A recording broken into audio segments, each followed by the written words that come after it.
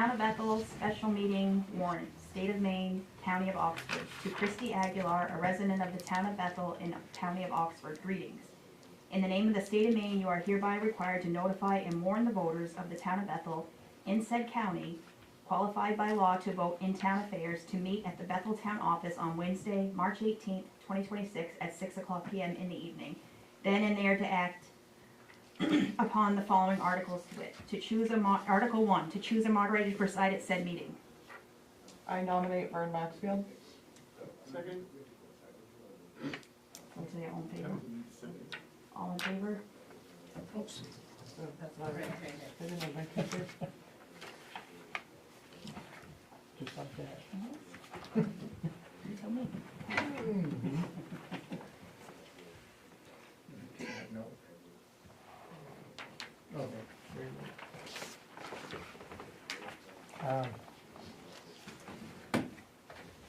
Article 2 then. To see if the town will vote to authorize the use of up to $300,000 from undesignated fund balance to pay the tipping fee to continue having municipal solid waste picked up out curbside and at dumpsters serviced by a hauling company at locations throughout Bethel, Hanover, and Newry. The intent of this article is to correct Article 7 from the 2025 annual town meeting warrant, which funded the activity through the raising and appropriation of new funds. Got a motion, please? I make a motion. Thank you. Do I have a second? Second. It's been moved and seconded. Any question or discussion on Article 2? Any words of wisdom? Not hearing then, any? I'd ask you to vote. All those in favor of Article 2 as read, please indicate. Thank you. Those opposed? Do I have a motion to adjourn? I make a motion to adjourn. Thank you. Second. All in favor of adjourning? Thank you. The meeting is concluded. Thank you. Thanks, Vern. You're very welcome.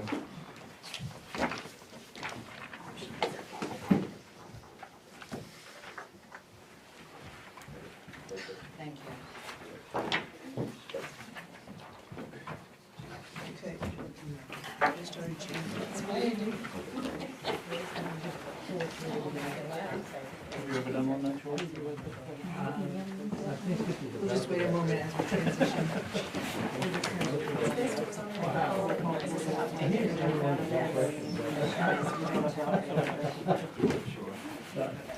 Take your assistant first.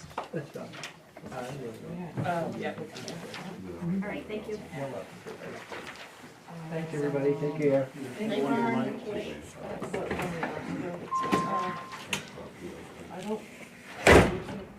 I have a question before you start this meeting.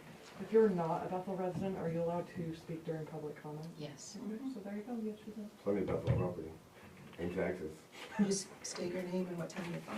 Okay, I wasn't sure if that was. Sorry, it was a very good candy, but Oh, no. Good stuff.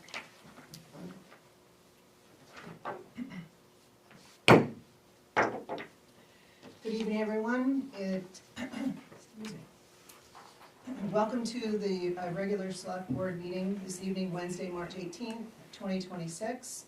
Shortly after 6 p.m., we are gathered here in the meeting room at the Bethel Town office.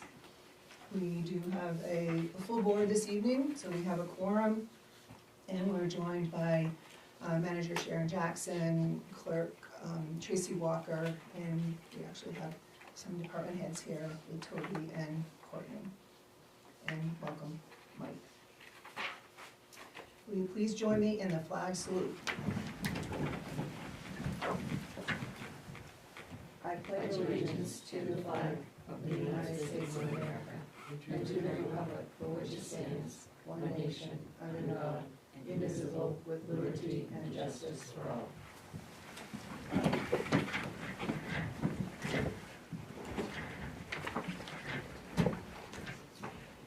That brings us to 4 adjustments to the agenda. And we do have a couple of adjustments, 2 additions. So I'll look for action to approve the revised agenda in the revised format, adding the following items. I'll take a vote on each item. The first one will be under business items 9, and this is discussion and action to enter into a utility receivable agreement with Maine DOT concerning state number WIN project number 028136.00, comprised of sewer system with 4 sewer manholes to be altered and or rebuilt. And that is looking to go under 9F. Is there a motion? Yeah, I'll make a motion that we adjust the agenda to add that item for 9F. Second. All those in favor? So the motion passes unanimous. It will be added in that location 9F. And second is, under warrants, 10, action to approve accounts payable warrant number 2026-51 in the amount of $100,947.19. I make a motion that we add that warrant to the agenda. I'll second. Thank you. All those in favor? And the motion passes unanimous. It will be added to the agenda. Thank you, everybody. Now we move on to, we have number 5, public hearing, and we do not have any public hearings this evening. Now it comes to number 6, public comment. Hello. My name is Michael Pelletier. I live in Albany. Thank you for allowing me to speak tonight.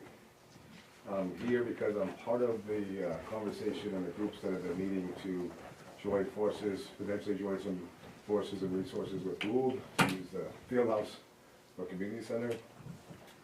So I'd like to just start by saying how much I appreciate what we have here in Bethel, the programs, the volunteers, and the people behind them. It's clear there's a lot of care and effort that goes into making all this work. Our kids and families benefit from it every single day. I want to offer perspective as well as look ahead. When we compare our town to towns similar size, Bethel's recreation budget tends to be on the lower side. In many ways, it makes what we're doing, accomplishing here even more impressive. At the same time, it also highlights an opportunity. Recreation isn't just a cost, it can be an investment in the future of our community. With thoughtful growth, these programs can continue to support our kids while also creating broader value. We're fortunate to live in a town with strong hospitality, great restaurants, lodging, and a steady flow of visitors. Our programs and facilities continue to develop. There's a real potential to host even more events and bring people into town which support local businesses and the community as a whole. And when you look at communities that feel strong and well-rounded, they usually have one thing in common: a balance between academics, athletics, and opportunities for kids to stay active and connected. Bethel already has a great foundation. This is simply about continuing to build on it together. Thank you. Thank you, Mike. Thanks. Thank you very much. You're welcome. Thank you. We continue on, and we come to action on the minutes, and this is action on at our last meeting, March 4th, 2026 minutes. Are there any content amendments?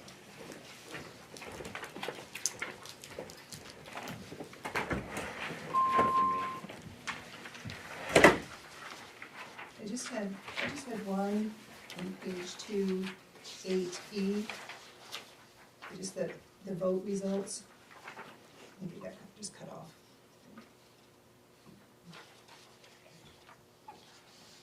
Anybody have anything else?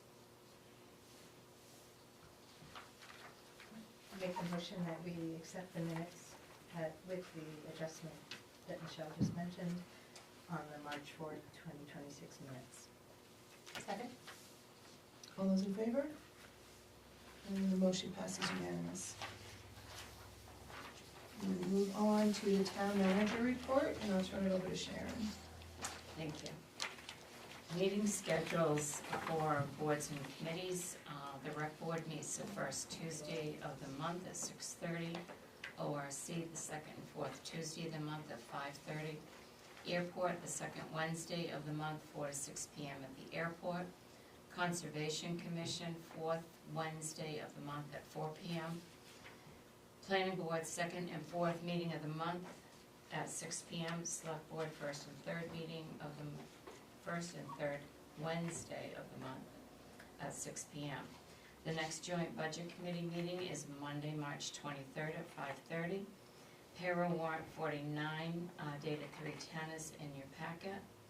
I received notification yesterday that the attorney for Northeast Bank approved the final document to include a section recommended by the town attorney.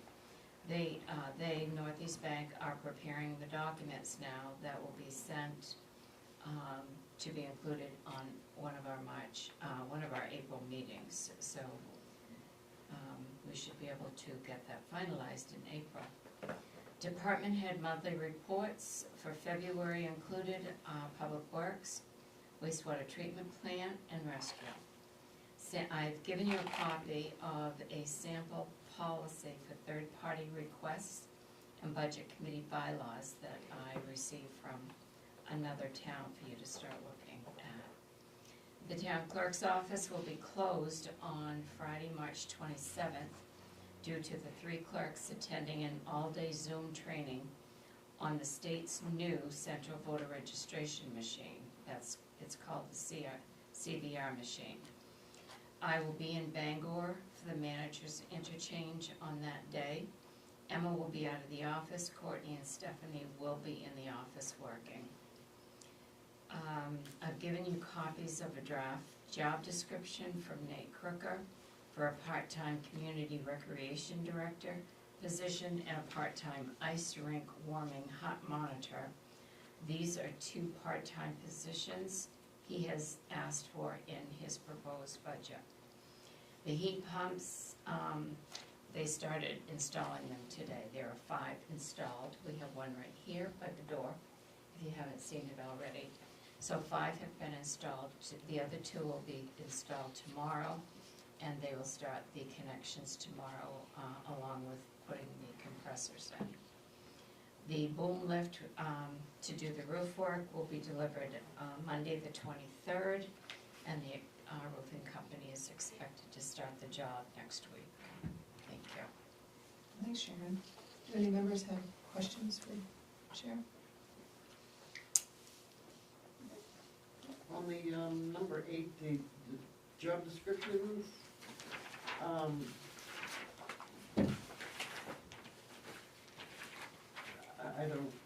don't know what I want to say about that, never mind. Well, I don't either. I've given you the job descriptions, and it's up to you to decide whether or not you want to create, as I understand it. I think the select board have to approve job descriptions for new positions. That process hasn't happened yet. Right, that's why There's I'm been, confused. right, there's been no approval for positions to be added. And he did present that in his budget. He presented me with the budget. I did the budget, processed all the paperwork and completed it. Then he came here and he did that presentation last week. That was the first time I was aware during the presentation that he was looking at 2 part-time positions. I didn't know about that before. It was not discussed with me when he met with me with the budget. So I told him after the meeting that if he was going to be requesting part-time positions, that would need to be approved by the board, and he would have to produce job descriptions. So he brought them in to me. So I did a second budget, revised it, and he brought me in the job descriptions last week, so I'm giving them to you. You can decide what you want to do with them. That's not something that I can approve. Okay? And So that discussion will be on the next agenda? The next meeting's agenda? I will, yes. He will be presenting his budget on Monday the 23rd, where he will be asking for those 2 positions So how that did- have not been How, approved yet. how would we, well, I guess we're not gonna vote till the end on that. Right. But,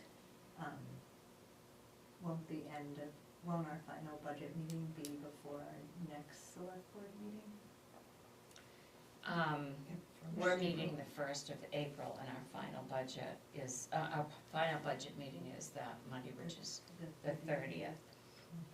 You need to decide if that process is ready to happen or not, and whether or not you want to include those 2 part-time positions And that has, in his budget.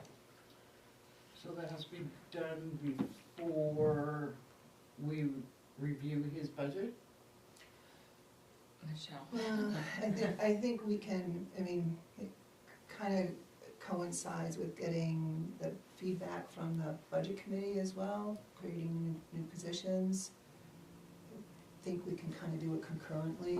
Okay, so Because yeah, we- we'll meet with them Monday and then we'll have our meeting Wednesday. so, okay. Wednesday, yeah, and maybe that we'll have the admin assistant job description too. By then? Yes. Yep, so then we'll have that one as well. The what? The part-time position that I haven't. Oh, okay. Yeah, For so- administration.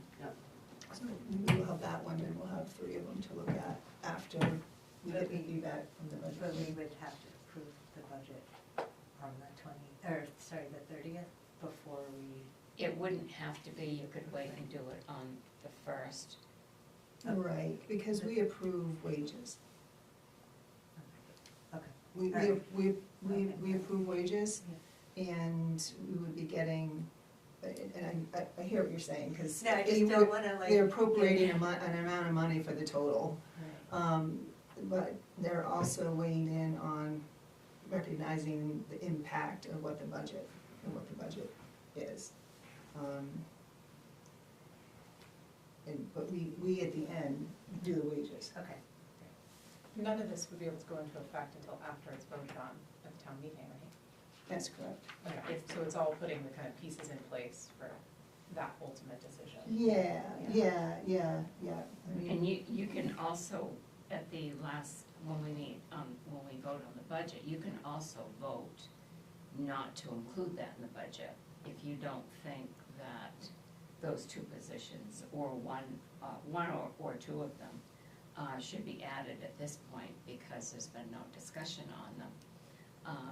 So you can vote at the budget meeting to include or not to include them in your recommendation.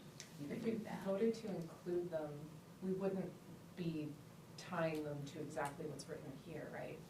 We could include them and then change and update the job description following the budget. Well, Is that true or not? Yeah, that's. I mean, to me, I wouldn't take action on the job description until we approve, unless they get Right, approved. if it's Exactly. approved, right.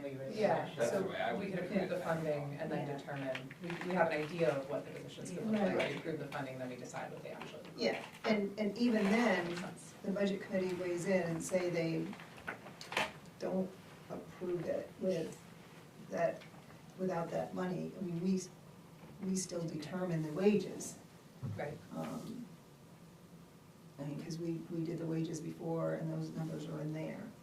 But I also think if we do need to call another meeting of the budget committee, if it gets that flipped upside down, then we can call a meeting. and we have of to do budget. that. And we have time for it. And ultimately, it's the town's vote anyways, but. Right. For the appropriation, yes, for the monies. Okay, so we kind of have a plan? Yeah, so we don't need to make it. No. No, there's no, because we're on No. manager report. Yeah, no. Losing track of their. Yeah, so if there aren't any other questions. We'll keep moving forward. And we come to our first business item, 9A, discussion and action to approve the renewal application for New Mill LLC, medical cannabis cultivation facility located at 518 West Bethel Road. Have the application in your packet. I make a motion that we approve the renewal application for New Mill LLC medical cannabis cultivation facility located at 518 West Bethel Road.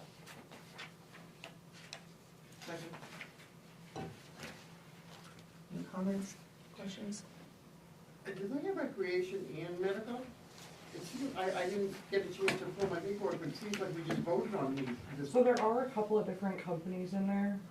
In one building is a different company that's manufacturing. Oh, okay, Yeah, so there's Yeah. a couple of different entities on the same property. okay. And he would have been on the LLC that owns the property would have been on the permit. I think it's the top line that says like whoever owns the property. Yeah, So, Name of the applicant. 518 West Bethel Road. yeah, I think they were just here in January or December, maybe. I think he's here, right? Yeah, Is that Gabriel? No. No. It's not Gabriel. no, He's just moved here. it's Route 2G, and I don't remember who's here for it. That's fine, yeah. It does say on the third page here, name of property owner, 515 West Bethel Road LLC. So that is the name of the property owner? Oh, the property owner, Yeah. yes. Okay. And then the applicant is New Mill LLC. Is it Ben Crowe? Ben Croto. Yes, yeah. There are several LLCs within. Within that, okay. This is medical cultivation facility. Are there any questions? All those in favor? And the motion passes unanimous. And then the second application, discussion and action to approve the renewal application for New Mill LLC. This is the medical cannabis store located at 518 West Bethel Road. I make a motion to approve the renewal application for New Mill LLC Medical Cannabis Store located at 518 West Bethel Road. second, Any questions? Hearing none, all those in favor? And the motion passes unanimous. Next, we have action to approve a renewal liquor license for Butcher Burger located at 188 Main Street. And you have that application, and they have waived the public hearing. I make a motion to approve the renewal liquor license for Butcher Burger located at 188 Main Street. I'll second it, but I did have a comment on it. Sure, this is the time. Because I think we discussed this a while ago with these applications, but 20 Yeah. number, nobody ever answers that in to me, the accurate and correct way. Hold on. So when I read question 20, that says, school dormitory and place of worship measured from the main entrance of the premise to the main entrance of the school dormitory and place of worship by ordinary course of travel. And they list Telstar 1 mile. Hey, I did call about that. Okay, Buildings don't move. That's what the guy told me at the state. The churches and the schools are all the same, so they've already done all this, so they only need to write the one on this application because they've already done all the stuff and none of those permanent buildings have moved. That's what the guy from the state told me. Just so you know, the Okay. church No, I and mean, the that's- school, he said that's why, because I said, well, which one do you use? He's like, the one that's closest. the church is closer than the school. Yeah. And that's, I guess, where my point was, like, it's not a huge deal, but the church here on Main Street is way closer to, Or even Gould is And closer- Gould, I closer think, because is if you go closer. straight, yeah. yeah, I mean, Gould's a little different, because which one's the main door, I guess, but even so, I would think almost all of Gould is closer than a mile to Butcher Burger, and I know that that school at the bottom of the hill is, I mean, the church is closer, so I don't know, it just seems, like, we asked that question, I feel like we never get an accurate answer on it. Does it really matter to what we're doing? Probably not, Yeah, but, like, why do they ask? Right. So can you So- say that again? Why they? He just said, because I said, sometimes they don't, or they did, because I had it all written down, Yeah. each building, how far it was. And I Yeah. asked him, and he's like, buildings don't move. I said, well, don't they have to list them all? And he said, no, it's, Just, they've the already done, closest one. because I asked, how come the other questions sometimes don't get answered? And he said, it's just a renewal, they've already answered all that information. oh, like on their original Right. application. And where Okay. he's been in business for more than 5 years. and, Okay. But that's what they said, because I asked about all the unanswered questions too, and he's like, they've already answered them. Yeah, and it was. and they're just not providing that to us, is that Right. correct? potentially, Sounds that like it. initial. Right. Sounds like it. And then just to answer the question, they put down what they believe is the closest. Okay. With it wrong. Which, Anyways, that's all I wanted to say. no, understood, thank you, Tracy. Are there any other questions or comments? Hearing none, all those in favor?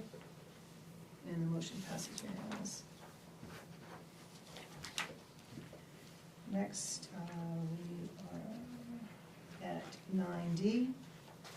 And this is action to authorize the town manager to send out the request for qualifications, or RFQ, for airport engineering services. And you have a copy of that in your packet. And I'll turn it over to Sharon. So every 5 years, the airport has to go out for a request for qualifications for the engineering services. The last time this was done was in 2021. So I've met with the airport board on this. Bill Allen was the one given the task to actually draft up the new request. We've had meetings with Stantec's director, and also Bill has been working with Alan Lambert from the Maine Department of Transportation, who is the Director of Aviation for Maine DOT. And Bill forwarded me an email today that came from Alan, where he does approve of the final version. So this information in this request will go to, we have a list of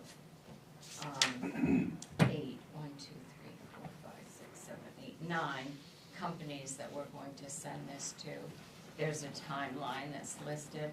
It's all of the requests for all of the qualifications that they have to submit to the engineering company for the airport.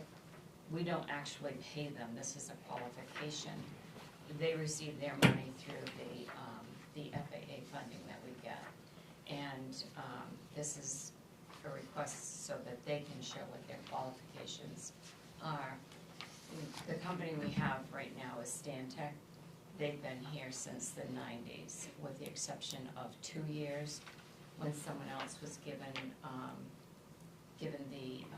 the job, and then they quit in the meantime, and then Stantec came back. So what we're asking for is to be able to send this out so that we can follow the time frame and get all of the qualifications back, and then award the change or stay with Stantec, whatever we do.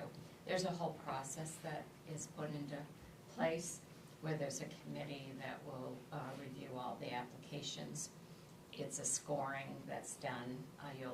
Whoever's on the scoring committee will score all of the applicants. FAA does require that this happens every 5 years. So, do you have any questions about this?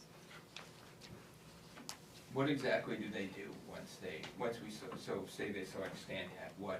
What's their, are they the engineers we use for any further ongoing projects? It's for all of the projects that we do that require FAA funding. Okay.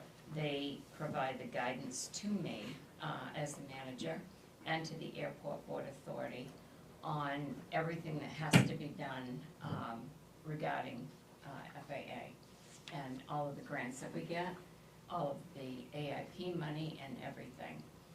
They attend our meetings. They have to be someone that we can rely on and work together very well with. But they advise us on everything. The town is a sponsor. The town owns the airport. So all of the grants have to be signed, and all of the documents that are required to be done and renewed every year, those have to be signed by the manager of the airport, whoever is the manager at that time. And then any grants that they apply for, they prepare all the grants, everything. We don't have to do any of that. They submit all of that to us, and then when was it, in 25, January, I think of 25, we had a special town meeting to approve sending out the grants, which is what we do. The town has to approve sending out, not sending the grant, but has to approve the grant, because then it commits them to the funding. And FAA pays 90% of the project cost, Maine DOT pays 2.5%, and the town pays 2.5%. So in the budget, under capital, there's a line item there that is capital FAA. That is our 2.5% share that we pay for whatever project we're doing. We're currently in the process of doing the master plan and the taxi lane project. The apron has been held up for about a year because we had to use some of the extra funding to add to the taxi lane because that project came in higher than was expected, and so that's been delayed until 2027. So just like you take the apron reconstruction project, that would be funded primarily by the FAA? They will pay like the 90% of taxi that. lane. Actually, 95. 95. 95%. I was wondering, there was 5%. Oh, did I? You Yes, said 90. Oh, it's 95. Michelle Pike, 'cause I I'm saw sorry, it. it's 90, yes, it's 95 And then we pay FAA, 2.5 in DOT. 2.5 DOT. Okay. It used to be 5% DOT and 5% the town and 90 for FAA, but now it's changed. But you're in the right spot as far as these other projects, anticipated projects Yeah. that would, That whichever company yes. wins. So something new that we learned this year, and Randy's here as the deputy manager, is that the whatever consultant or technical advisor was approved, they automatically did all the projects, but that this has changed a little bit, so it's per project, so there could be a chance where one company could do 2 or 3 of these, another company could do the other 2 or 3. So that's a change that we understand. It's different from in the past. That's a new, if I may, that's a new thing that they came up with. The board has selected to go, or chose the option to have them manage everything. It would be too insane to have 3 different engineers on 3 different projects with 3 different meetings and 3 different, it would be insane. And as you know, we've got some major projects going out there. The $600,000 AWAS, that's at 0 cost to the town because it's essential for this area. So that's being managed by the DOT at the state. The other thing I was gonna bring up is that we get roughly $150,000 from the FAA to apply towards the airport, fixing runways, fixing these things that we talked about. The taxi lane project was saved for 3 years to be able to build that out. So that's where the money comes from. We don't pay, we don't pay the engineer. That comes from the FAA's money, and they manage it, and then they submit their bills, and then Sharon reviews everything to make sure everything is right. And so it's really kind of paid for all from them, and then we have the 2.5 that she mentioned that we pay for as our participation. But the monies that are available can be stacked up, and then we do a project. And then that's why we had to push 2017 back a little bit because of the taxi lane. And that's gonna allow 8 new hangars to be built out there by private individuals, 2 of which are looking to buy metal any day now. So it's happening. We get $150,000 every year from FAA, which is Correct. the entitlement funds. We can save that for 3 years in a row to use towards a project that's going to be costing more money. So there's different ways that they can do it. And yes, we're not looking to have more than one consultant. If it would be to stay with one, because that would be more confusing than anything. You have to establish a bond with these consultants so that you have to be able to trust what they're telling you and guiding you with. So, thank you, Randy, for adding Oh, thank that. you. You did an amazing job. It's a lot of detail goes on out there. Any other questions for Sharon or Randy? make a motion to authorize the town manager to send out the request for qualifications for airport engineering services. Second? If there aren't any other questions or comments, all those in favor? And the motion passes unanimous. Thank you. Thank you. Now we're on to 9E, which is, excuse me, nope, 9E. Review chapter 97, dangerous buildings draft, and section 125-18, word usage and definitions draft submitted by ORC, Ordinance Review Committee. And you have that in your packet, these two. So I gave you a copy of chapter 97 that Jim gave for you to review. I'm not gonna ask you to review that tonight. I would put that back on the agenda for you to come back and talk about next week. And then the other one that was ready was the word usage and definitions. I received that a few weeks prior to this. After reviewing it, you have it in your packet to review, and then you can bring back your questions next meeting. This is one that would not need to go to the lawyer, because it's changing the words from article to chapter. But the dangerous buildings one, we don't have an ordinance on this right now, so that one may have some discussions for you on that. Can I ask a quick question, just about the context of this? What was the impetus for the creation of this policy? What was the what? Why this policy, the dangerous buildings policy? Yeah, We that was, didn't really have one. that was my question too.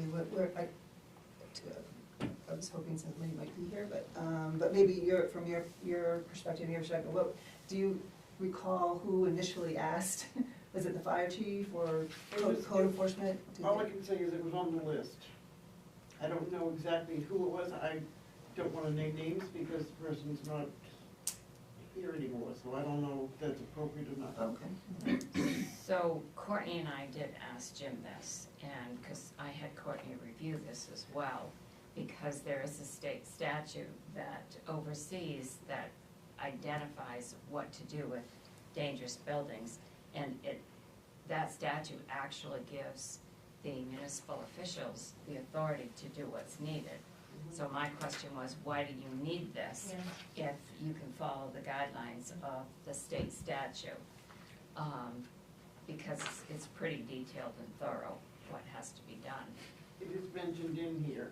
Yeah? Yeah, I was gonna Yes, say, I think it's yes, it is. Yeah. And Jim, what Jim said was On that, page 2 at the top. if I remember correctly, he didn't remember where it came from, but they've had it for about 10 years. Oh, okay, then it's not who I thought it was. I thought it was from someone more recent, So, but I know it has been on the list. okay.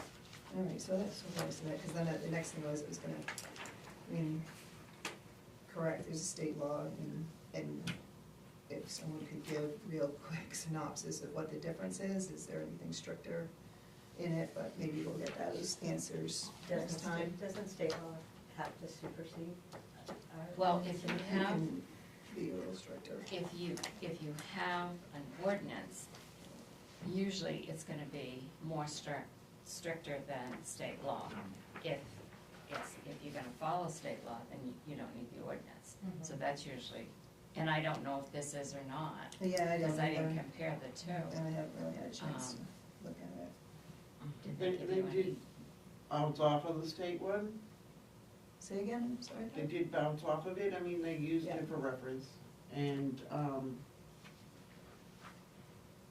I think just that they felt that it needed to be done because of our ordinances. It needed to be updated. And I don't know for sure all the details of it, but, there was a lot of work put into it, I can tell you that. Yeah, that's- They put it in a ton of. I know, that's the thing, Yeah. yeah. And I mean, all the ORC does, it's a lot of work. Even though it doesn't look like it on paper, there's a lot of referencing, there's a lot of bouncing off of other towns, and it's a lot of work.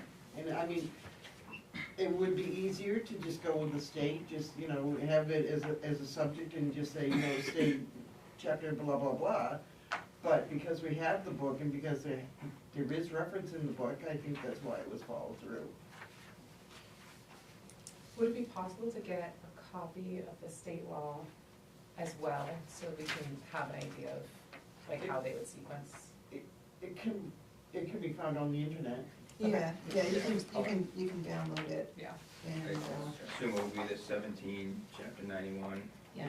yeah, and it has, you know, section 2851, and then it references, you know, for notice recording, 2857, there's a series of those sections under that chapter. I think this is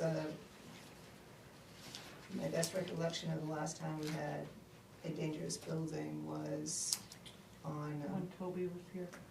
Yes, and it was across from Goodrow's, that building they I think had. that's where I was getting the idea that Yeah. it was someone who was more recent, or because of that situation, as to why it was addressed.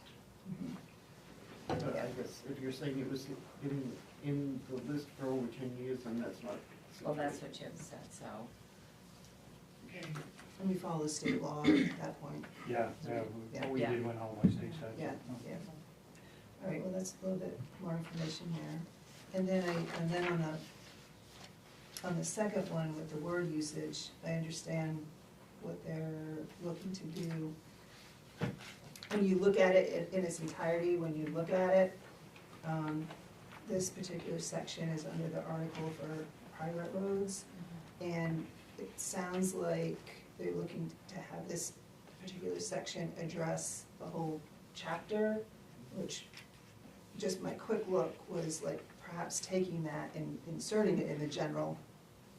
Yeah, I did go to the book and try to find out where that would be, but I still wasn't exactly clear with Yeah. what I was trying to. Yeah, I just had to go, right, it's here, when you have the whole chapter, there's 2 articles. And they had the word usage and definitions, and it's on private road standards, but it sounds like they want all of this more general, so maybe, Apply it to the whole section. yeah, take it out and put it in the general standards, I don't know. But more to follow, right? And I think they just figured that the reference to chapter was throughout the rest of it, so they wanted it all to coincide with each other. I mean, I think we could just vote on that part tonight. Or no? I'd like to look at it in the total context, because we might be able to Yeah, I tighten it up even more, yeah. And that was new, I had not seen that before this weekend. Or Monday Yeah, night. is this something, like, should we go to an ORC meeting to find out more, or invite them? Or just? You can invite them. I mean, I can Oh, inquire. oh, that's right, the he's- next yeah, time right. after, Yeah, which yeah. probably be next week, I would imagine. Yeah. Yeah, that'd be great, thanks. Thanks for your info, Pat. Do we want to know where exactly this is going and why, essentially, right?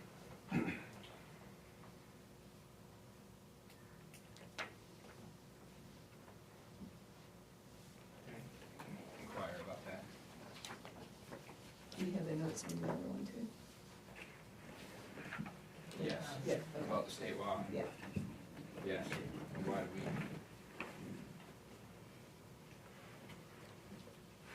Yep.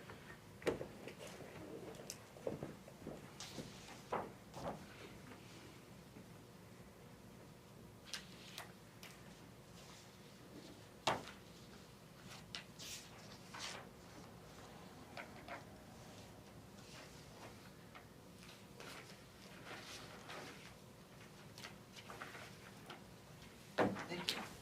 Okay.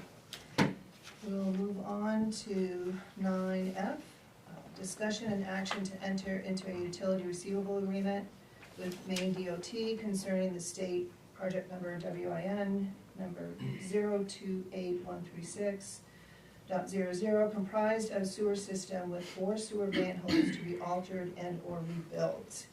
And I'll turn it over to Sharon and to Toby for this one. First of all, let me start by saying, I'm sorry about the short notice. We should have had this in our possession a month ago and didn't land here until now. So, as you all may be aware, there's a state road project happening on Route 5.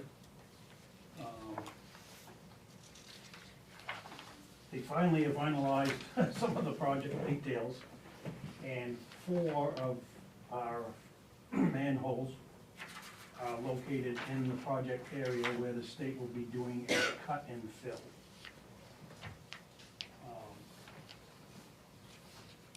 So this agreement would be an agreement for the town and the state to allow the state to put this work out to bid in their overall project. And then we would agree to pay the amount for the services,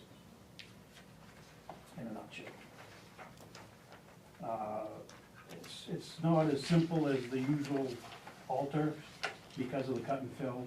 At least 2 of the manholes will have to be taken below grade, plated while they do their cut and their fill and whatever else they do. And then they will have to be all altered. Those 2 will have to be altered and brought back to the surface. The other 2 manholes are in the shoulder, but those would need to be altered and brought to the surface of the new paved shoulder. So as you guys maybe see here, the estimated agreement amount is for $17,390. In the agreement, it is written such as that we have an opt-out option if the bid amount is over 15% above that $17,390.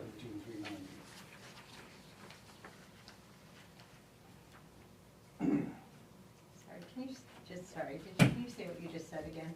So this agreement, it's set up as to, if the price goes above the $17,390 by more than 15%, we can opt out of this and opt to hire our own contractor to perform the work. This is not a necessity to do. We could go through the whole bid process, hire a contractor, try to schedule everything on our own. But I don't see where I feel that wrapping this work into a larger project probably will keep costs down. And time saving and scheduling and everything. So the reason for the agreement is to, DOT would bid this project out here when they bid all of their work out to do the Route 5 project. It would be part of their bid.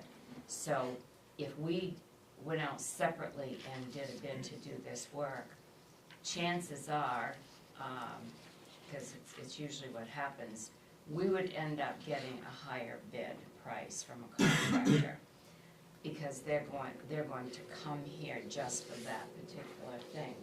If the state bids it with their project, they can coordinate when this has to be done in coordination with their job that has to be done. I can say that I'm familiar with this happening in several other projects with the state that have gone on where I've been, and this really works best because you don't have to worry about it because they're bidding it with, like I said, part of their project, and it gets done and they oversee it instead of us going out to bid separately and have to oversee the project, and you usually get a better cost that way. Is there savings in the doing it? You're talking manhole coverage, right? Or, so is there, essentially, I'm assuming there would be a savings in having the road torn up anyways. Right. And replacing these things while the road is torn up and they're done. Right. Is that accurate to say that? Well, to be honest with you, if it wasn't for this road project, we probably wouldn't be doing these right now. that's kind of where you're going. Well, That's what, a- but when would they need it done? Well, to tell you the truth, that section of line needs to be thoroughly inspected, and it probably will be on a capital improvement or some kind of line item in the fairly near future. So it's not tied to the new work that just happened at the Mill Hill pump, it's different? like- What's that? I mean, the Mill Hill project Yes. just This- happened, I was just wondering if it's. Yeah, this was not, It's not like, affecting was not in This that is- original okay. project spec. It's an attempt to coordinate, it's a DOT project. Yes. And they're attempting to coordinate with the town, since they going to have the road torn up. Yes. Right. Then is it? Yeah, I just was worried that they were gonna do something Oh, to that's- brand new pipes that Oh, had no, no, just. no, this is all out Yeah. on the roadway. Okay, it's on for- Route 5. Valid concern. Well, there was some digging going on Route 5. I thought there was part, well, I don't know, Yeah. this fall there was Yeah, it's, digging. this state road project, so we are responsible for upgrading our utilities to meet whatever they do in the road. And this is just a chance for us to sign on with them and hopefully see some cost savings, certainly a lot less scheduling and. Yeah. But, and we're not talking about replacing the whole line, though. No, this is just the altar and the alterations, and any, one of them is in fairly bad shape, so it's gonna take more, what they call a rebuild. The state classifies as a rebuild. So if we needed to replace the whole lines Yeah. in, say, 5 years, Yep. would this also have to be replaced in 5 years too?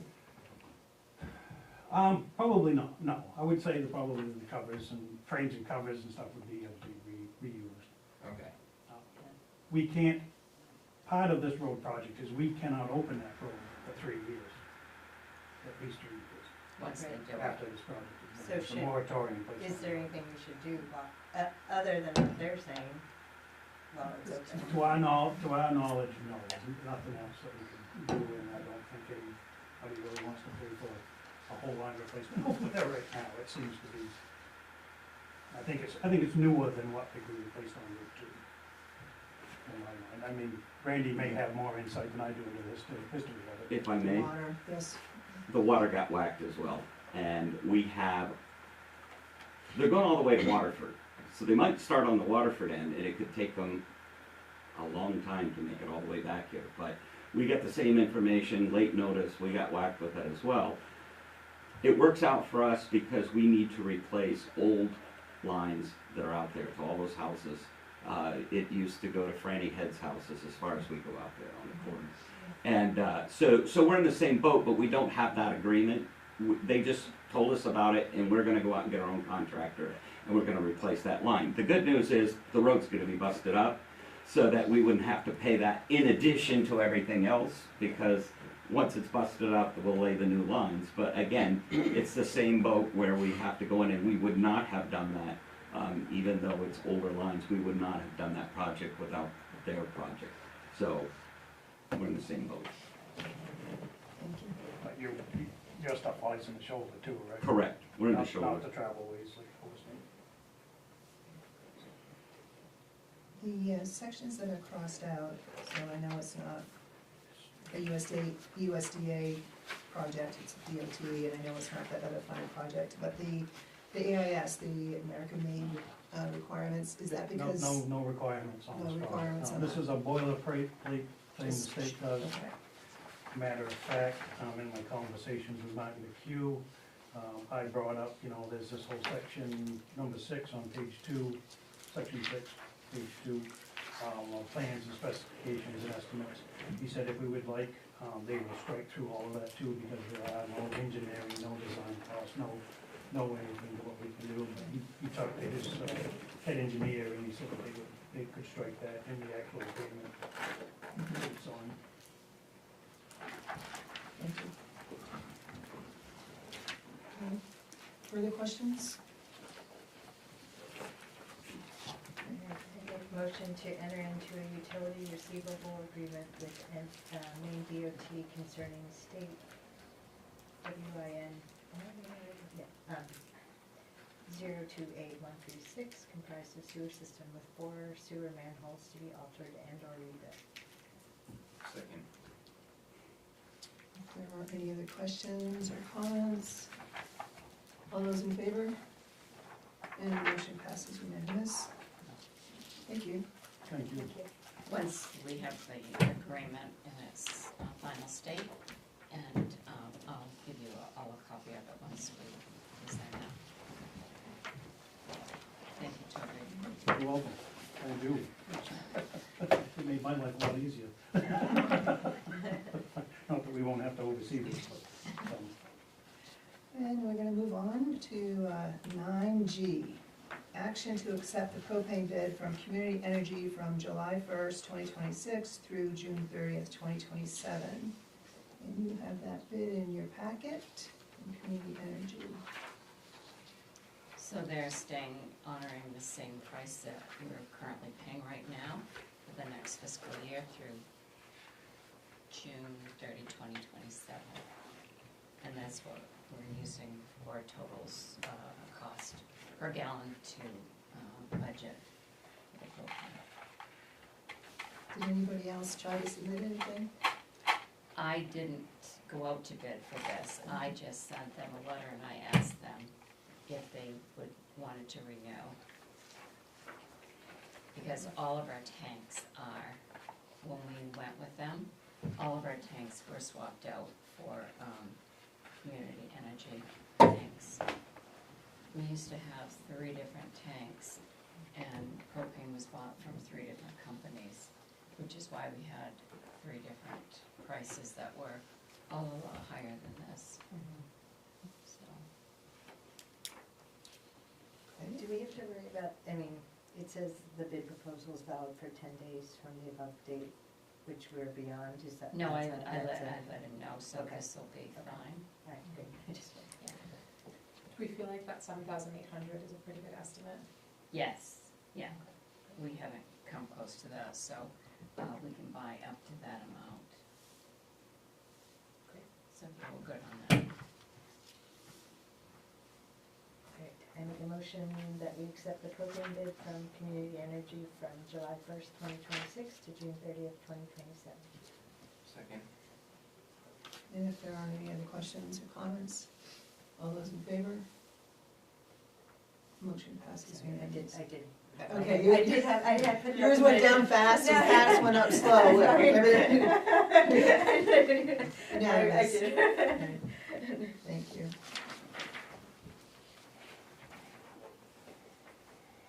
And we are at 9H, action to accept the following donations. $45,000 from Oxford County for Bethel Fire Services to the unorganized territories, $20,000 from Oxford County for Bethel Rescue Services to the UTs or unorganized territories, and $4,000 from the town of Gilead, and $250 from the town of Upton for Bethel Rescue Services. You have, at your table, you have the information on. the Yeah, county. I gave you a copy of the letters that I Yeah. sent to Oxford County requesting the money back in September, and I had asked both Chief Jodry and Hanscom to give me a 3-year stats, and they did. Both did a very good job in all of the information. And so I asked for the, based on $1,000 a call. I'll hope next year that, we can add to this, and maybe we can get a little bit more from rescue. But the donation for the fire services is more than we've never gotten 40,000 for fire. It's always been right around 35. And for rescue, it's always been under 10. So, it doubled plus, so I was actually pretty pleased with what they agreed to. Were there more calls than there were last year related to this? Was the increase related to an increase in calls or no? Yes, they're all increased, and so, Sorry, you did say the increase. yeah, That makes sense. So this, This would be received into this fiscal year. The fiscal year twenty-six. 26. Yeah, And then in the budget, we could put offset revenue for It's noted. FY 27. no, this is revenue, this revenue will be recorded in fiscal year twenty-six. 26. But we can put for our budgeting purposes in FY 27 anticipated revenue. Yes. Yeah. I was trying to understand why it was as a donation. That's what they call it, They called it that? I believe, yeah. Because this is for services for the UT. Okay.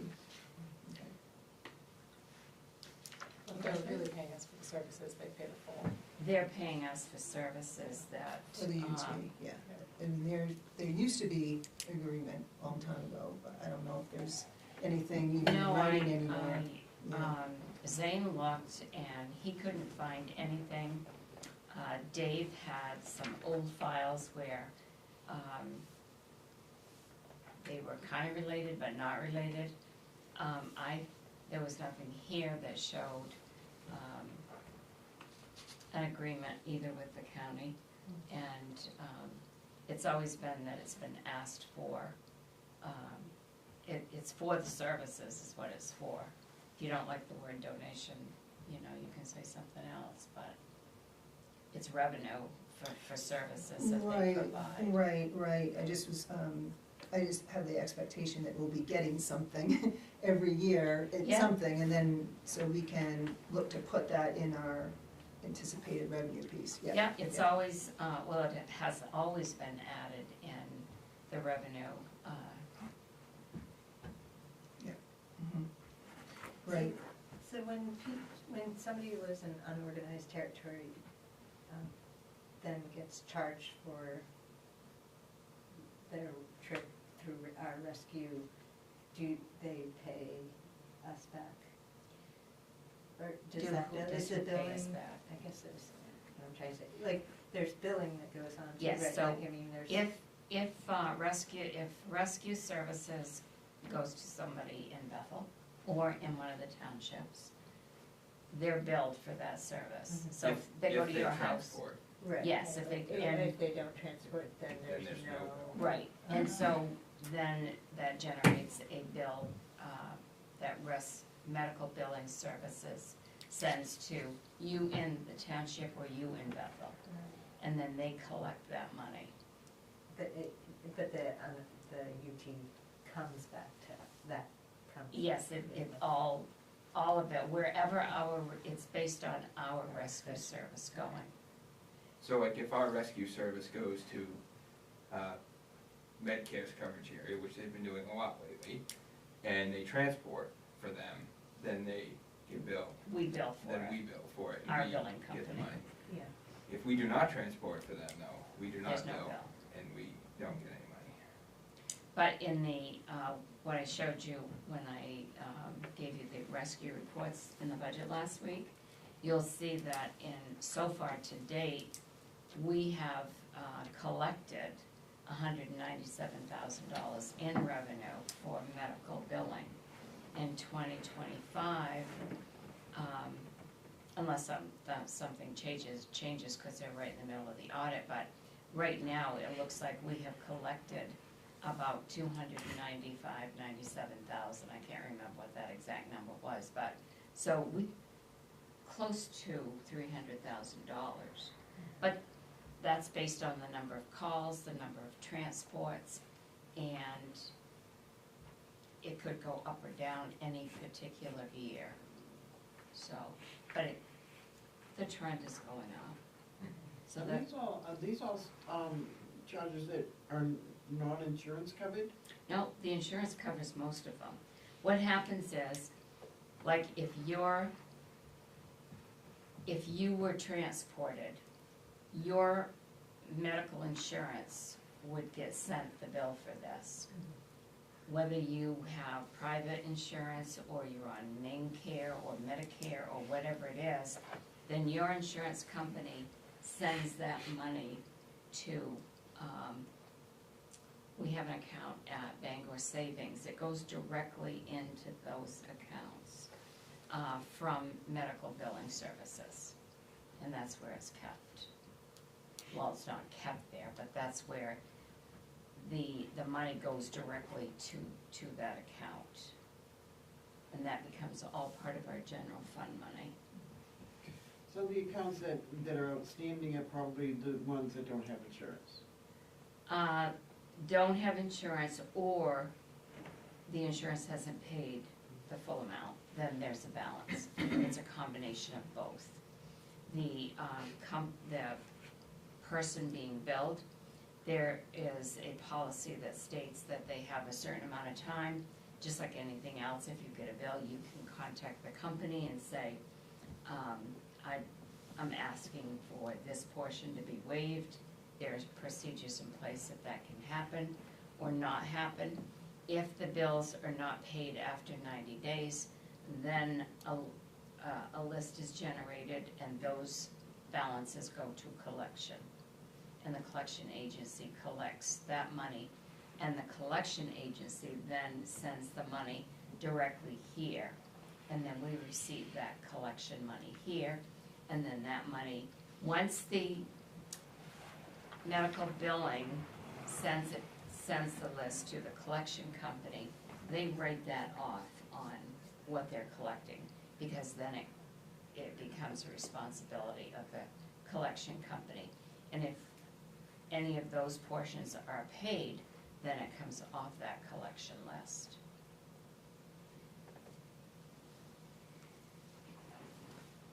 Did I explain that? So you understand what I was saying? Just a follow-up for Andy, who can't answer it tonight. So your comment about how we've been doing transport in the Medicare area, those count as towards the call list too as well? Yes. Yes. Yeah. So, but, So if we get called to standby for Medicare, which we do, yeah, and we don't transport anyone, say there's no way, so we get called to go stand by the town line, yeah, I was gonna say, stand at the town line, yes. and there's no call, then, we get no reimbursement for that. Mhm. If we get called to stand by, and then there's a medical issue, and they actually go to the call and transport, and then we can bill for that. Mhm. And that's part of some of it's the mutual aid too, Right. There are times when we might respond particularly to Nuri and any non-Sunday River property, because that's PACE, but non-Sunday River property, which is Medicare, where we might first respond, and again, if we're not getting, my understanding is, and Dave could tell you different, but I'm 95% sure, if we respond to, first respond up there, we don't get any money for that, if Medicare transports. Now, if we take the call for them and we transport for them, then we can bill for them. But, and there is a cost to the town at 9, 10 o'clock at night, when we get called to first respond up there, and Medicare still is going, but, it's just the way Yeah, it is at the for moment, me, just so. anecdotally, when it was, the question was asked, Dave, of, why the increase in calls? And there wasn't an immediate, response. This, I would imagine, contributes. If we are doing it a number of times, the mutual aid and doing the transport. Yeah, I mean, we've always done that, Yeah. that I've been there, Yeah. but Mhm. to me, it seems like it's been more Mhm. over the last 2 or so years. Yeah. I don't know, I guess, for me, as a taxpayer, it's frustrating if we're getting called there because Medicare's simply busy with emergencies, then fine. Yeah. But they also do transports to and from hospitals that are moneymakers for the ambulance service. So if we're getting called there because they're having their trucks busy doing transports, that's kind of frustrating for me, Yeah. And I don't know, it's a fine line, because they're our partners, we don't wanna make them angry, but, Yeah, no, it is a cost to the town, Yeah. so. yeah, no, understood, thanks Can for. I just say one clarification, more sure. thing? Yeah.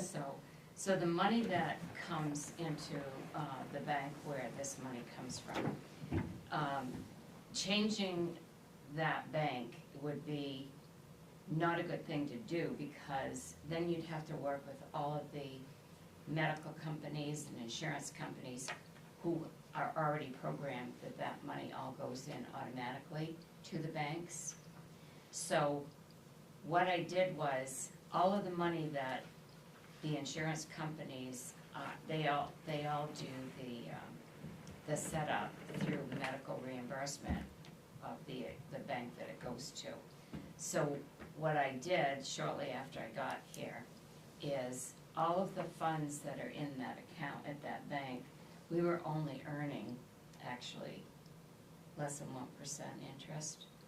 So every quarter, I pull that money out and I set up it's set up with other sub-accounts that I set up in another bank where we get over 4% interest. So we're really earning good interest on that money and other monies that we have in segregated accounts, earning over 4% interest. And therefore, specific purposes, like, they're not general fund well, this here is general fund money, but some of the other sub-accounts are special revenue accounts. But had the opportunity to, we met with banks and had the opportunity to move money into sub-accounts to earn a more interest. So. Sounds like a good idea. Okay, and we do not have a motion, right? Can I make a motion to accept all of the donations? Do I have to list them? I guess that's the motion. Second. All right, if there are any other questions, all those in favor? And the motion passes unanimous, thank you. All right, so, I, 9I, Chair Michelle Cole to review the select board letter for the town report. I ran out of time to get it to you ahead of time.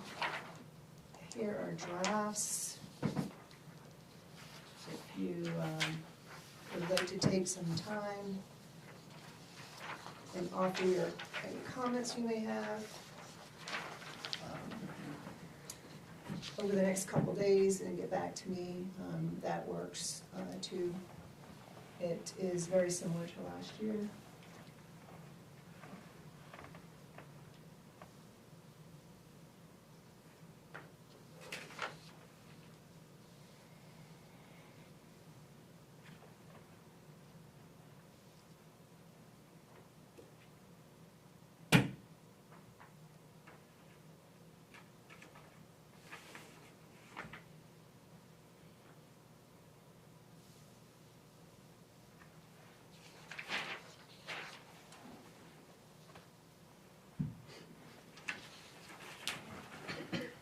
Is this for like the June meeting?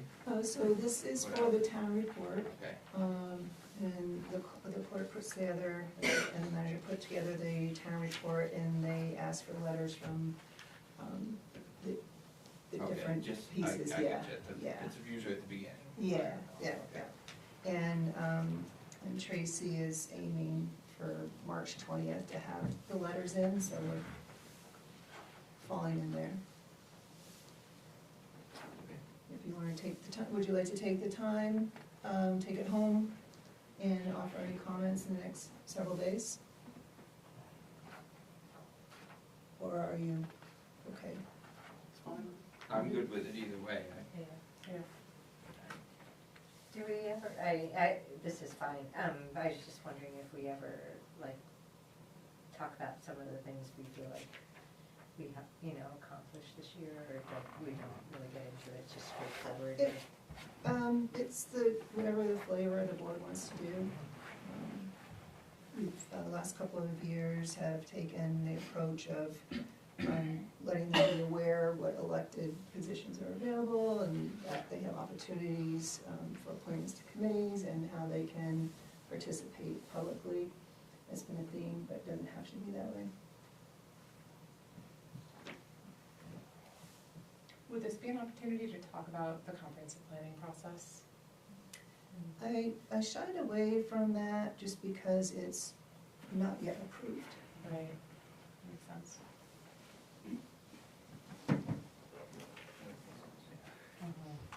What's that? So that makes sense. I mean, after June, we won't know, right? That's Yeah. essentially what it Yeah, yeah.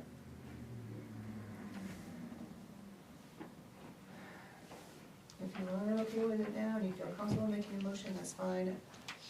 I'll make a motion to accept Chair Michelle Cole's letter to the town report. Second. There aren't any other comments, all those in favor? And the motion passes unanimous. Thank you, and Tracy, I will get you that, email you that document. We are now on to 9J, review comprehensive plan application, and you have that in your packet.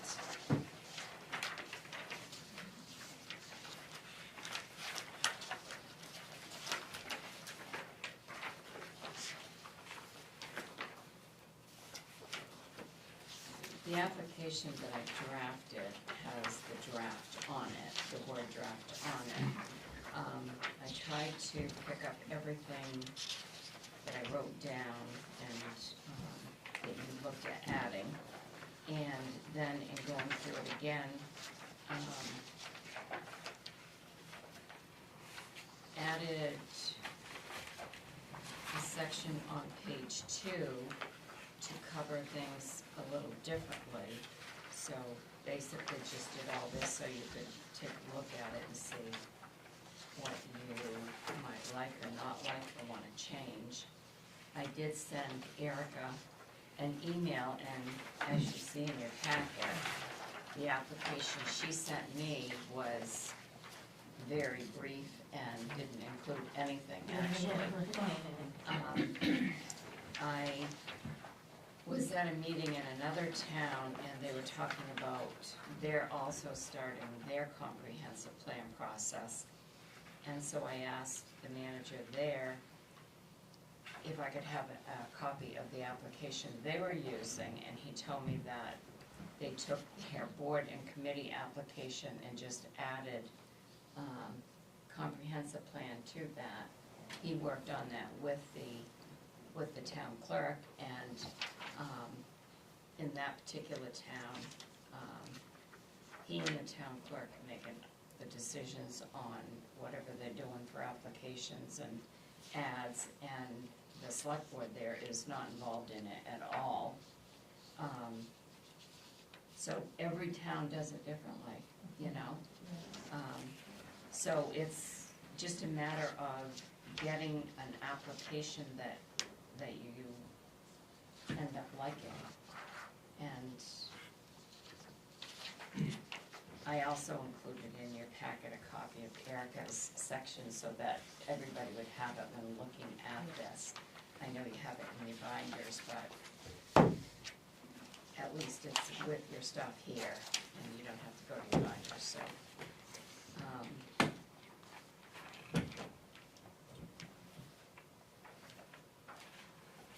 You can just, You know, Erica's was short, but I thought there were 2 lines from it that might be worth incorporating into ours, because one of them was the I blank would like to be considered for appointment to serve on the town comprehensive plan. But no, maybe not. Maybe I just, I think I said it last time, but maybe just above where it says name, we could just say, please fill out the following information to be considered for appointment to serve on the town of Bethel's comprehensive plan committee, just so it's, I don't know, it's just sort of the teacher, and just like super clear why they're applying. And then maybe instead of, are you a registered voter of Bethel, put, I certify that I am a registered voter of Bethel, and then have them sign there. I don't know if that's too picky, but.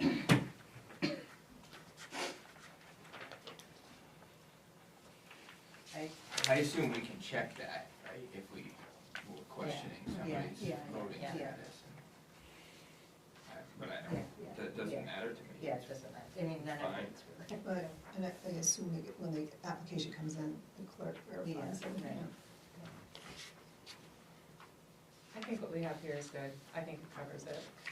I think it covers all the bases and gives us obviously more information that other towns are using Yeah, to Yeah. make this decision. I still think it's good to have this information. yeah, And, you know, who knows, people might not fill out everything. I like where you have the topics covered in comprehensive plan, and then the kind of open space for folks to share about their experience and affiliations related.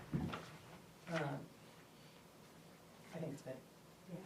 yeah, It's a little different than I think what we thought it might look like. yeah, but But I I kind think of it like it works, actually, because yeah. because going back to some of those postings, they did use the select board, it has both, so I think it'll give us a better sense of who's applying. Yeah. And give them an opportunity to think about things that they can share with us, so I think, yeah, I think it's good.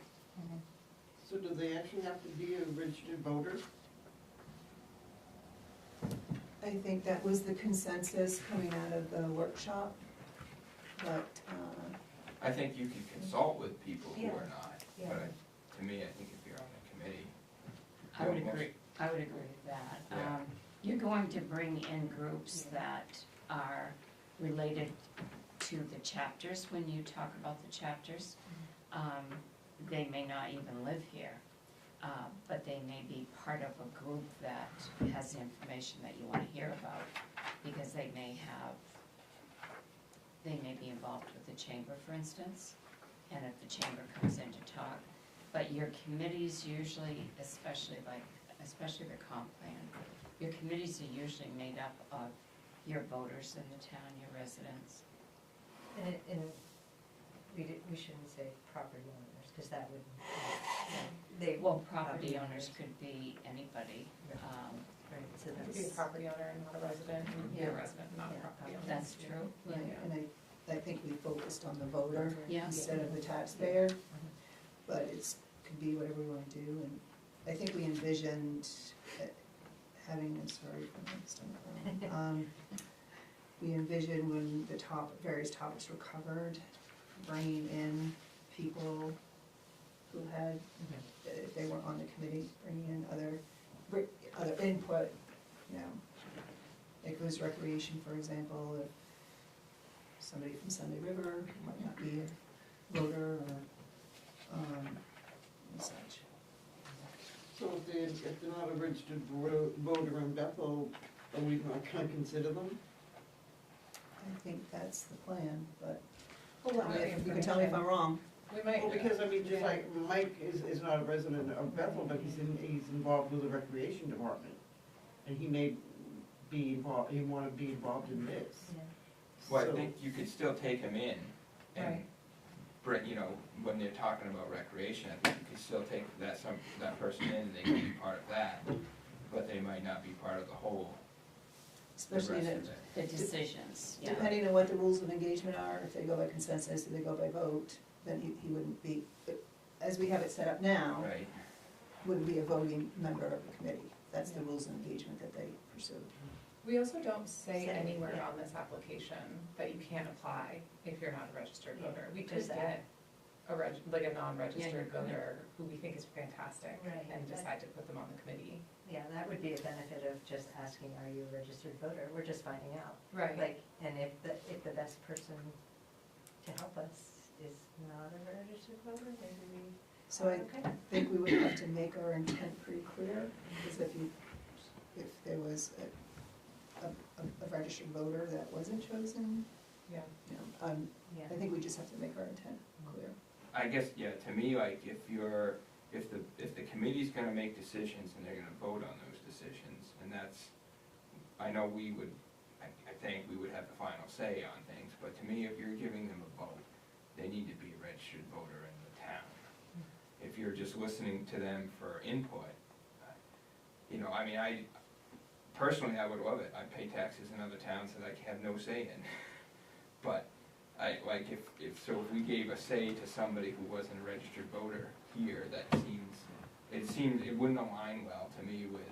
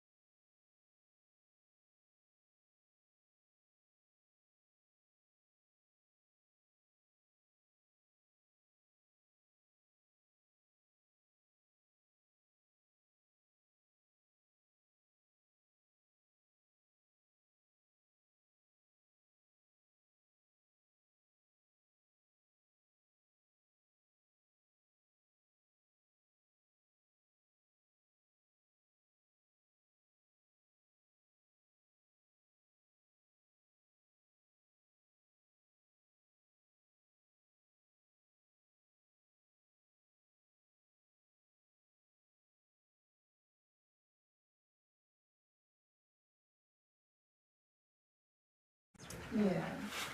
I didn't Or- bring make copies, I didn't. Oh, no, I have that.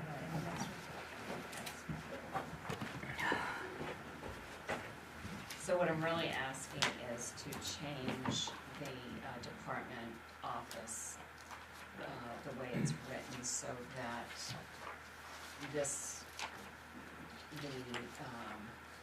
all of the jobs in this building are on one general government administration budget.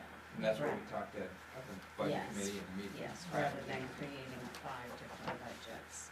The other thing too is, I never really noticed it until I started doing this, there's nothing that identifies an administration budget, which we have in the code, so this would identify that as well. I think there's some mention in there that states that if there's like a like or common function, that you can create a line item.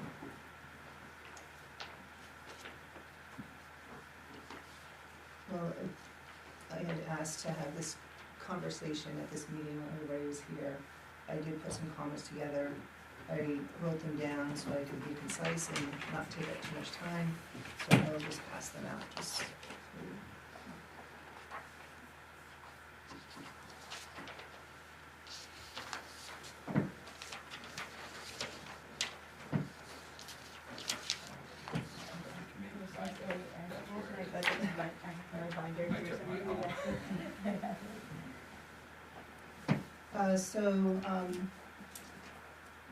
The comments. So the manager proposes to merge the current functions of administration, assessing, town clerk, finance, CEO, planning, into a single department entitled administration. While I disagree with the general direction of what's proposed, I can agree to merging administration, which is town manager, finance, and costs common to the entire town office as a single department. It makes sense. However, I do not support the effort to merge a variety of distinct functions into a single block of money for budgetary purposes and presentation at town meeting. It is unclear to me what the envisioned benefit is to the public, and I ask you all here to look beyond the 4 walls of the town office building when considering what's proposed. I made some bullet items. The many functions represented by assessing, town clerk, and CEO planning are statutorily independent of town manager control. 2 of the 3 involved elected or appointed boards integral to their operation. Therefore, maintaining separate accounts is entirely appropriate and best respects their independence. Presenting voters with individual department articles that maintain budgetary segregation allows the public to better understand what specific programs cost. Merging functions tends to mask specific program costs and reduces transparency to voters. It is contrary to the spirit of town meeting. Presenting a true line item budget best facilitates productive conversations during the budget process and at town meeting. Although the amount of monies involved may be considered on the lesser side, the principles remain. What I found interesting was I came upon Woodstock's warrant for their meeting in March, and they actually have separate articles for assessing and CEO planning, and they're smaller than mine. With the elimination of departments, it causes the corresponding position of department head to be eliminated, effectively eliminating any and all benefits that may be available to those positions. Also, eliminating departments supports the town manager as the department head of these functions, which removes the statutory ability of the select board to confirm department head appointments by the town manager, effectively taking the public out of the process. Those are my comments in regards to the code changes. And then separately, there was a piece in regards to appointing and removing staff. And so on that, it's proposed to strike the personnel policy and insert the statute. And I believe it's best for everybody to include both the statute and the personnel policy.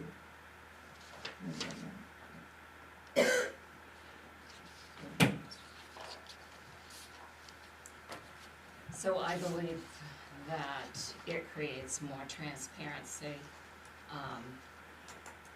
In the administration budget that I've prepared, I have a line item for each of the 7 individuals that work here, which is the same way it was done in the individual budgets. It states the hourly wage of the employee and the annual wage.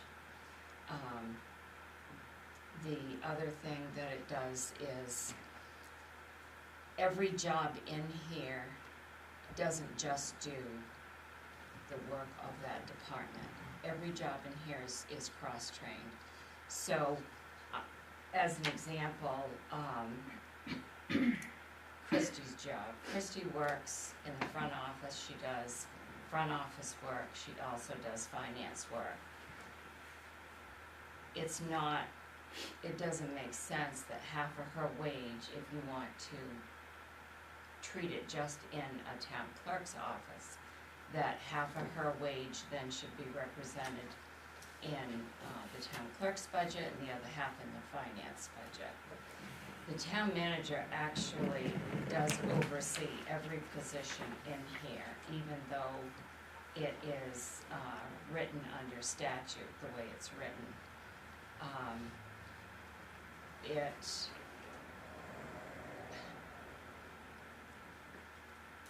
If you have to do a budget, say, for the town clerk's office, then the only thing that would be in that budget would be their wage.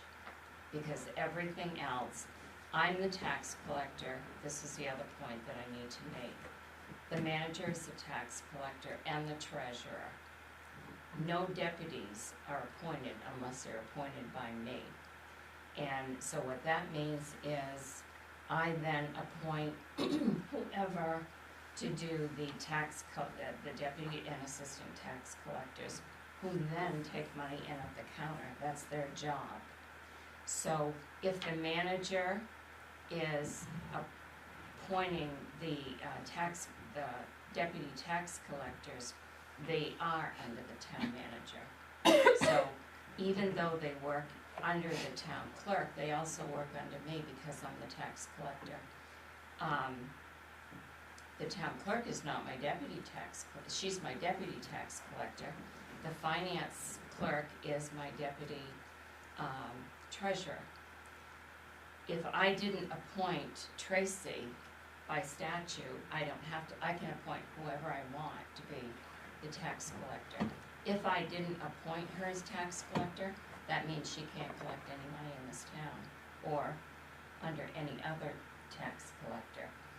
So the budgets that I did in Paris, in Freiburg, and in Oxford consist of the exact way your budget is presented right now, that it has 7 different lines and it lists all 7 of us here, and it tells you what each individual makes, what their hourly wage is, and what their annual wage is. I can show you the Oxford budget where the Oxford manager listed a gross amount for the 7 individuals that work there. Didn't break each clerk out what they make, just the gross amount, so you have no way of even knowing what each individual person in that office makes. And that is not transparent. The way I do it is. And so the first year I was here, there were 5 different budgets that were on the warrant to be approved. So I'm asking that the code changes to allow the manager to put together one administration budget under general government, and just like I've done, I've included all of the wages.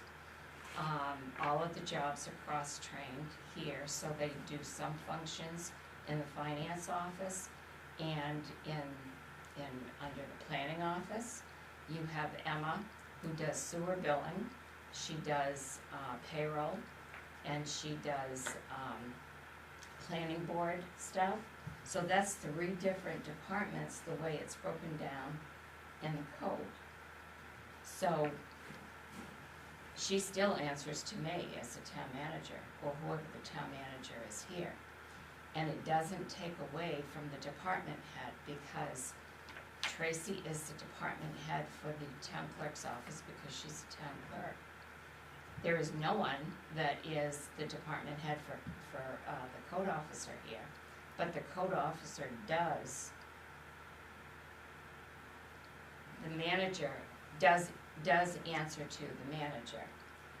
Every job in here does, as well as the department head for public works and for the airport. They're all under the town manager. But they're not part of the administration budget because they're a separate department. That's why the way I've written it is to be consistent with the code in doing this is they are offices within the department. And like on 5-22, when I say there's no reference to administration, there's nothing in here that in the code that tells you where the town manager's wage is actually budgeted. It doesn't make any referencing, it makes reference to having a town clerk department, to having a finance department and a planning and development department. But it makes no reference to an administration department, which is where the town manager is. So I've been doing budgets for over 25 years, and this is the most logical way when the budget is presented to approve this budget. The voters can look at that budget and they will see what every person makes, not just here in the administration department, but in every single department within the town. Not all budgets are presented that way. So it is very time consuming to have to put a budget together the way the code represents it. You would generally see something like this in larger towns where you may have 7 or more individuals that just work in the town clerk's office or that work in the finance office. But here you have one, when the finance department budget was presented, that was for one person in that department. It's not logical to do a budget for when there's one person. The finance person directly is under the manager and is over,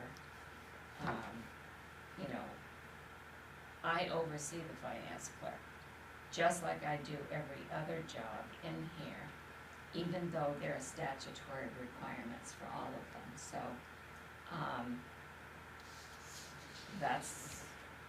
that's what I'm asking. I respect Michelle's position on what she agrees with and disagrees with. It has nothing to do with the money. It has to do with combining everyone in here and putting together one budget that is very transparent. In fact, I think it's more transparent than the way it does it. When I came here, there were some items that were in the town's clerk budget one year and in the finance department budget another year.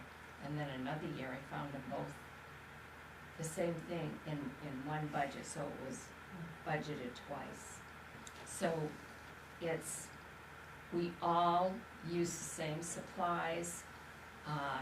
We are much better served by getting a contract for all of the printers, all of the equipment that is here. If I had to start budgeting, like we have a contract here for all of the printers in this building. Is that supposed to be now divided up according to a department, different departments in a budget? So I think that I guess what I'm saying is, I think it's an accountable way and a transparent way and a logical way to put this budget together. And it provides the voters with the same information. So just for clarity, I do agree with the finance and all the costs that incur in this building to be under one with the town manager. The assessing, code enforcement, town clerk, they're more than just the single people here.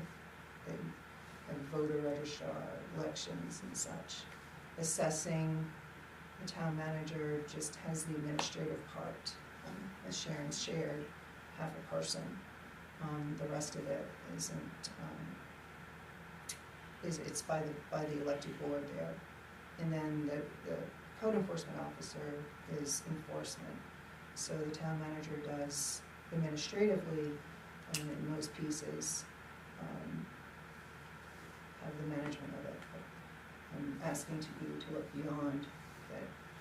When you see assessing department, you know what the assessing department costs. And when you see the town clerk, you see what the town clerk is. And you code don't think you enforcement. see it in the budget? I mean, I feel like what we've been seeing is fairly clear. Can you pick out what the assessing is? Wait a second. And what, I mean, it's What the about, it's, assessing cost is in an administration budget, yes, you can. and You can look at the And budget then, and tell the cost for the assessing Yeah, it department. says assessor contracted services, assessor stipends, assessor expenses. can you add them up and tell what it is versus the town of Woodstock? I can go right to page, their Article 21, and shall the town vote to raise and appropriate $29,500 for the annual assessing and their mapping and such. And if you look at the line item in the budget I have, it has what his annual fee is. And when you go to town meeting, you're just gonna have that total number. So it's, Actually, But you do, I mean, last year Sharon added notes to people could pick up a copy of the warrant with, notes, and, I mean, it could be written down in there, like what each, department is costing, so that it's there, but it's, I mean, I feel like more mistakes are likely to happen in terms of things going into the wrong place if you have several different departments within this building. I think that's a management issue, not necessarily. I guess think what I, the code tries to make it, is clarifying what the parameters are for the management, and I think what Sharon is suggesting is a structure that would make it easier to manage, which makes sense to me. I appreciate the Yeah, there's a lot of critique. principles at play here. There's a lot of principles at play. I think that the principle of clarity, from my perspective, I do still see the clarity. Cause I think that that's really important, but at least I see it in the overarching budget. And you want the public to be able to see it. My only concern is, I guess, the last kind of point you brought about the effective elimination of department. What's the, I don't see, and I'm sure I'm missing something here, but I don't see where that's clear that would have happened, but I see how that could happen. And I guess my thought is, like, I have no problems with most of this, but I would want to retain as a board, the ability to confirm, essentially your choices for department heads, which, that wouldn't be eliminated. so is the department, No, they're Head. not, Yeah. they're not department heads. When you eliminated their department, No, they would be still department heads. That would have nothing to do with that. And what I can Yeah. tell you is, this is the first town that I've worked in where the I just. select board has to approve the department heads. well, they don't approve them, they confirm them. They confirm them. And that's by statute. But there would still be a department head in the departments, because you have to have I'm not the department head, we would still have, the department heads that would be confirmed, which would be the town clerk. Well, according to the code, they're no longer department heads. They're Or office maybe heads. Office head, can use a different term. And is it, yeah, that was one of ours, is it that Just simple, that- it's just changing Use the, to office Yeah. head, like. Well, it's, finance in the office head. statute, it's department head. Well, That's what but in if the we state change, if statute. we, Yeah, So that wouldn't change, and that really doesn't affect putting the budget together. but when you eliminate departments, then you eliminate department heads. I feel like, I mean, from, I guess, just, you mean it's eliminating a department because it's now called office, or? I'm 'cause I not- feel- You're making a department, you're making one department, and they're all in that one department, with the town manager essentially. So that's not department the head. intent of what I'm trying Yeah, to no, do. that's I what That's a changed, ramification. well, no, that's not the intent of this, so maybe it's just the word.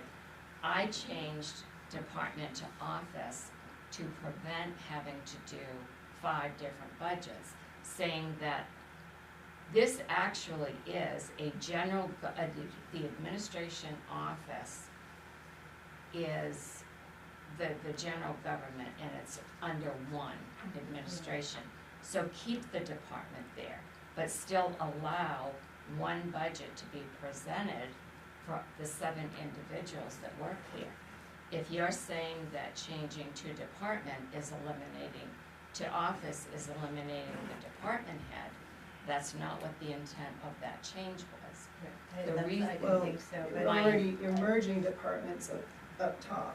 I'm not, well, I guess you're trying to say something different than I am. I'm not looking at combining this as one group of people, okay? As You want one budgets office. that way. I want a But that's budget, essentially what's being done. I then, think she's just then asking about the budget. I just want to prepare, whether it's me or another manager here, to prepare one budget under administration, which now it doesn't even say that you can have an administration budget. So I'm asking, however this has to be written, that one budget is prepared for this group of workers, just like in the airport, just like in the wastewater treatment plant, the solid waste department, and the public works department. One budget for each department. Yeah, but those are distinct functions. They all have a distinct function. Assessing has a distinct function. Code enforcement has a distinct function. I agree to put finance under town manager, and the town clerk has a distinct function. So what about the jobs that are cross, So you cross-train some of them. it's That's- not, well, Administratively, they're cross-trained, so when the It's- clerk is out, the clerk is out. But you can tell that Tracy's department has these costs in it. You That's can tell not that the way- assessing has the costs in it. that's not the way I should have said it. Yes, they're all cross-trained, but Emma is not just in the planning department. Emma's jobs consist primarily, her primary duties are payroll, which is finance, comes under finance. She has a primary job function of doing sewer. She has a primary job function of doing HR. So there's one clerk who has a primary job function that can come under any one of these departments, okay? So are you saying that job, where am I gonna budget that job? You can do it a couple of different ways, like it used to be done, but that position used to do 2 positions, so No, if it, that's a job I created after I got here. As I'm That job saying, never existed. before, that job was 50% to planning and 50% to assessing. The position that you mentioned now already gets reimbursed by the sewer department, so. No, it does not. So the sewer It pays does not. for, so they don't pay for No. any of that, they're not charged any of that? No. They had been in some past years. But I don't want to belabor the argument, All I'm this asking. is what I believe in, the ramifications. I agree with some of it, but the other pieces I don't. As you can tell, there's ramifications from the proposal. So- And, I have an Go ahead. alternative proposal, if that's okay. Yeah, that's right. Because I think we're kind of talking about the like trickle down possible effect. What if instead of the changes of department to office, we changed section 537, the budget configuration section, where 537C says expenditures shall be summarized by department. Sub-department expenditures shall be further broken down and presented in line item format. And if somehow we edited that section to explicitly say that one administrative budget will be created for the departments of administrative assessing, town clerk, finance, CEO, and planning. Can you say where That's you are essentially, again? what I was gonna suggest something. Yeah, section, Article 5. Which Section doesn't address all of the 537. concerns, Michelle, but I think it would attempt to address at least the last two. well, Would it still Yeah. just prepare one my budget? concerns are many people's So right concerns. now I Right, prepare right. one Would budget hopefully be and your there's a concerns line too. item that defines each. Right, and I think that would be, this would kind of codify that, to allow the administrative budget to have like sub-budgets, but it wouldn't change from office, wouldn't change from department to office, wouldn't create What some was of this that? trickle down. Again, sorry. 537C, yeah, It's on the, yeah, it's on the bigger package. yeah, I'm in the bigger. I can pass it around if that would be helpful. What's this section?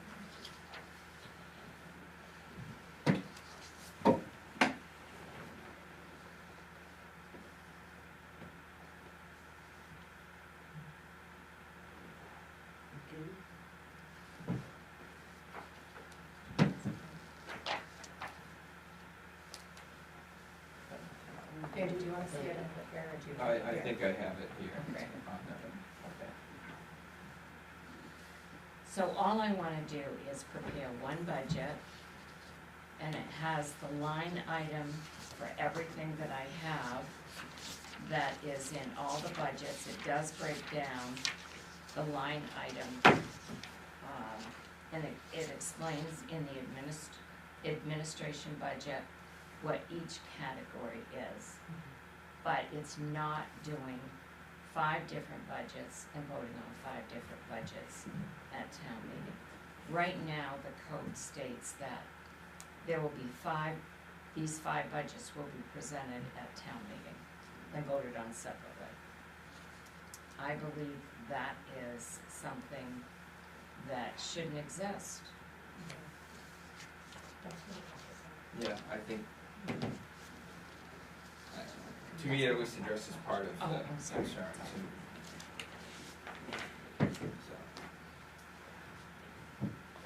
Essentially, by leaving the link. Can you say it one more time? Oh, I don't know if this is actually the wording that makes sense, but, right now it says expenditures shall be summarized by department.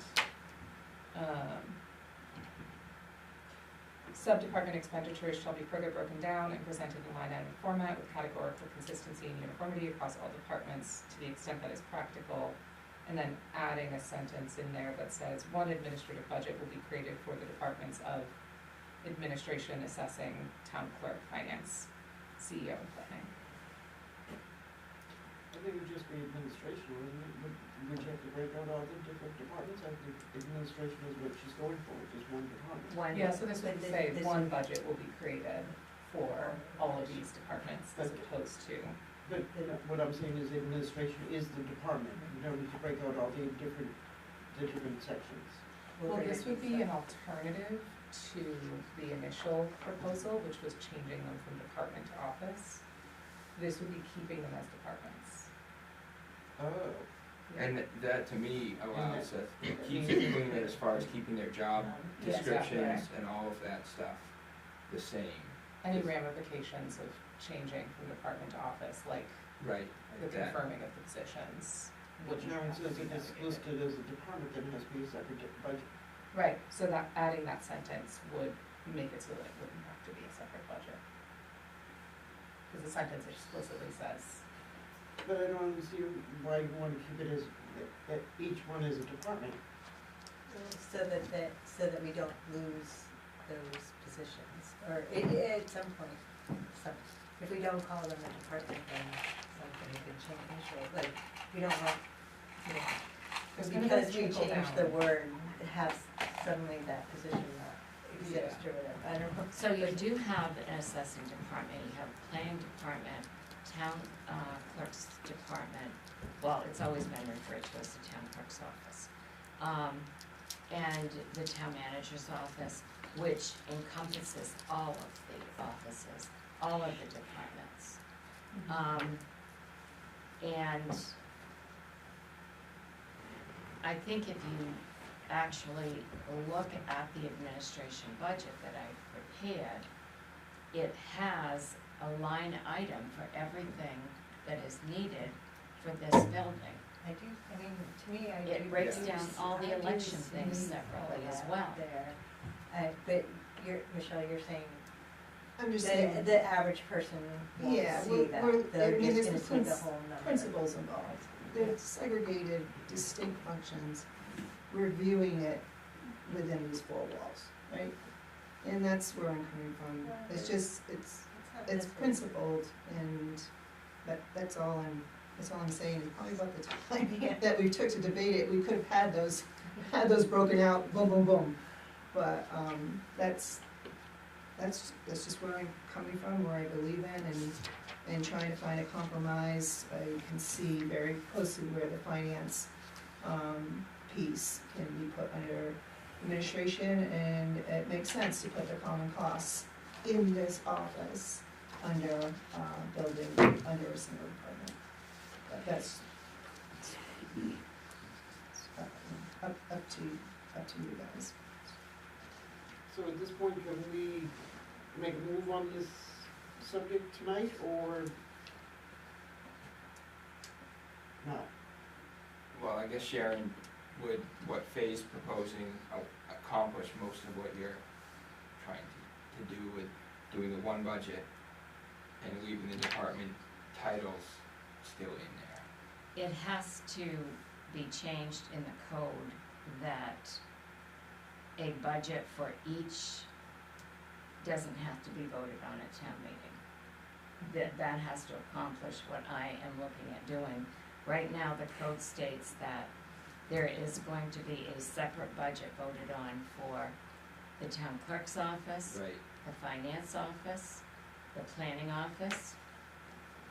But it doesn't tell you where to put anything that's in the administration budget, so that's not even, So I do that think we do administration need budget's we been need to done. have administration budget. that, And then- right, that's why putting everything in one budget for all 7 people in this department, you can look at the budget and you can see there's a line item for election workers, there's a line item for election expenses, there's a line item for each and every activity that right now, prior to this, was put in an individual budget. And like right now, like what I'm saying, when I used Emma's job as an example, that is a new position that was created when I came here. That position did not exist.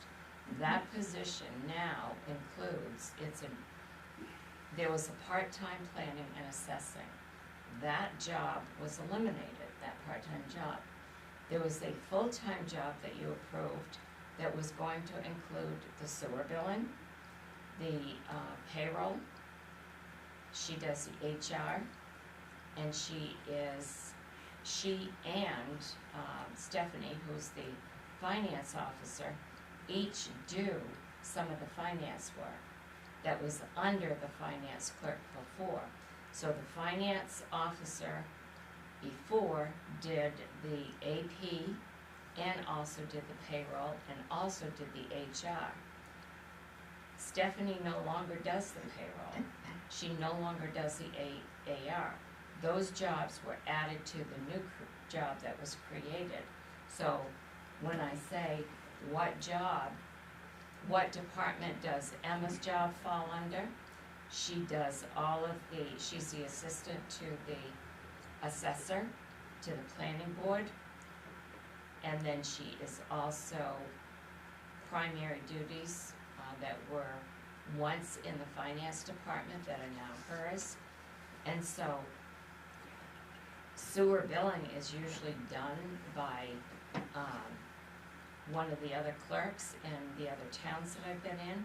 So is her job supposed to, she has no really function as far as what department she's actually under, because she works, her full-time position does jobs in 3 different departments as identified here.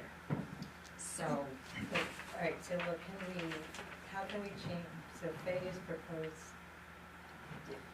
to try to help that. Right, to change that, I think, that's my understanding. I'm not sure Yeah. that's going there's to, some further changes.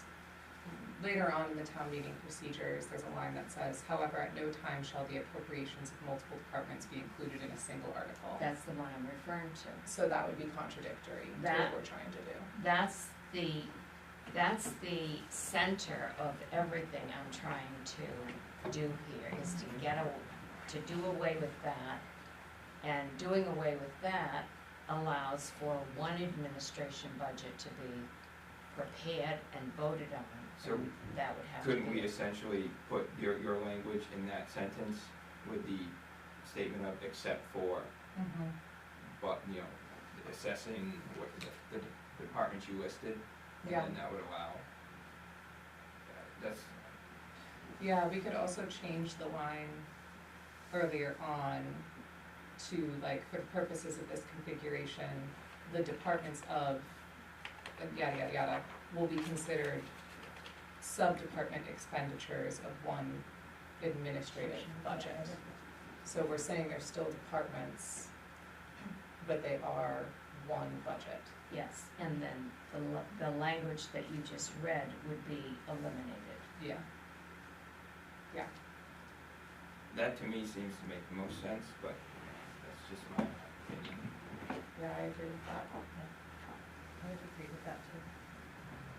But we have to make a decision because of the fact that it was brought up at the budget meeting that the budget's being done this way now and it's not in our, you know, And it's not gonna be no matter It's what, not gonna it's be gonna no be matter what. voted on at the town meeting. I know, but it's still has to be And, done. and last year, it was done that way last year. You Yes. didn't break it up. We broke our own law. Yeah.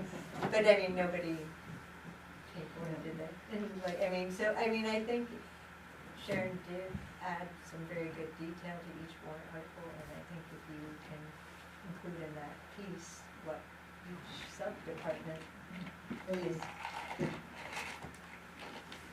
Everything that you just talked about, everything, it's almost easier just to do boom, boom, boom. I mean, it's the gyrations that we're going through to, Well, I think Accommodate. I think we wanna make it efficient for the future, too.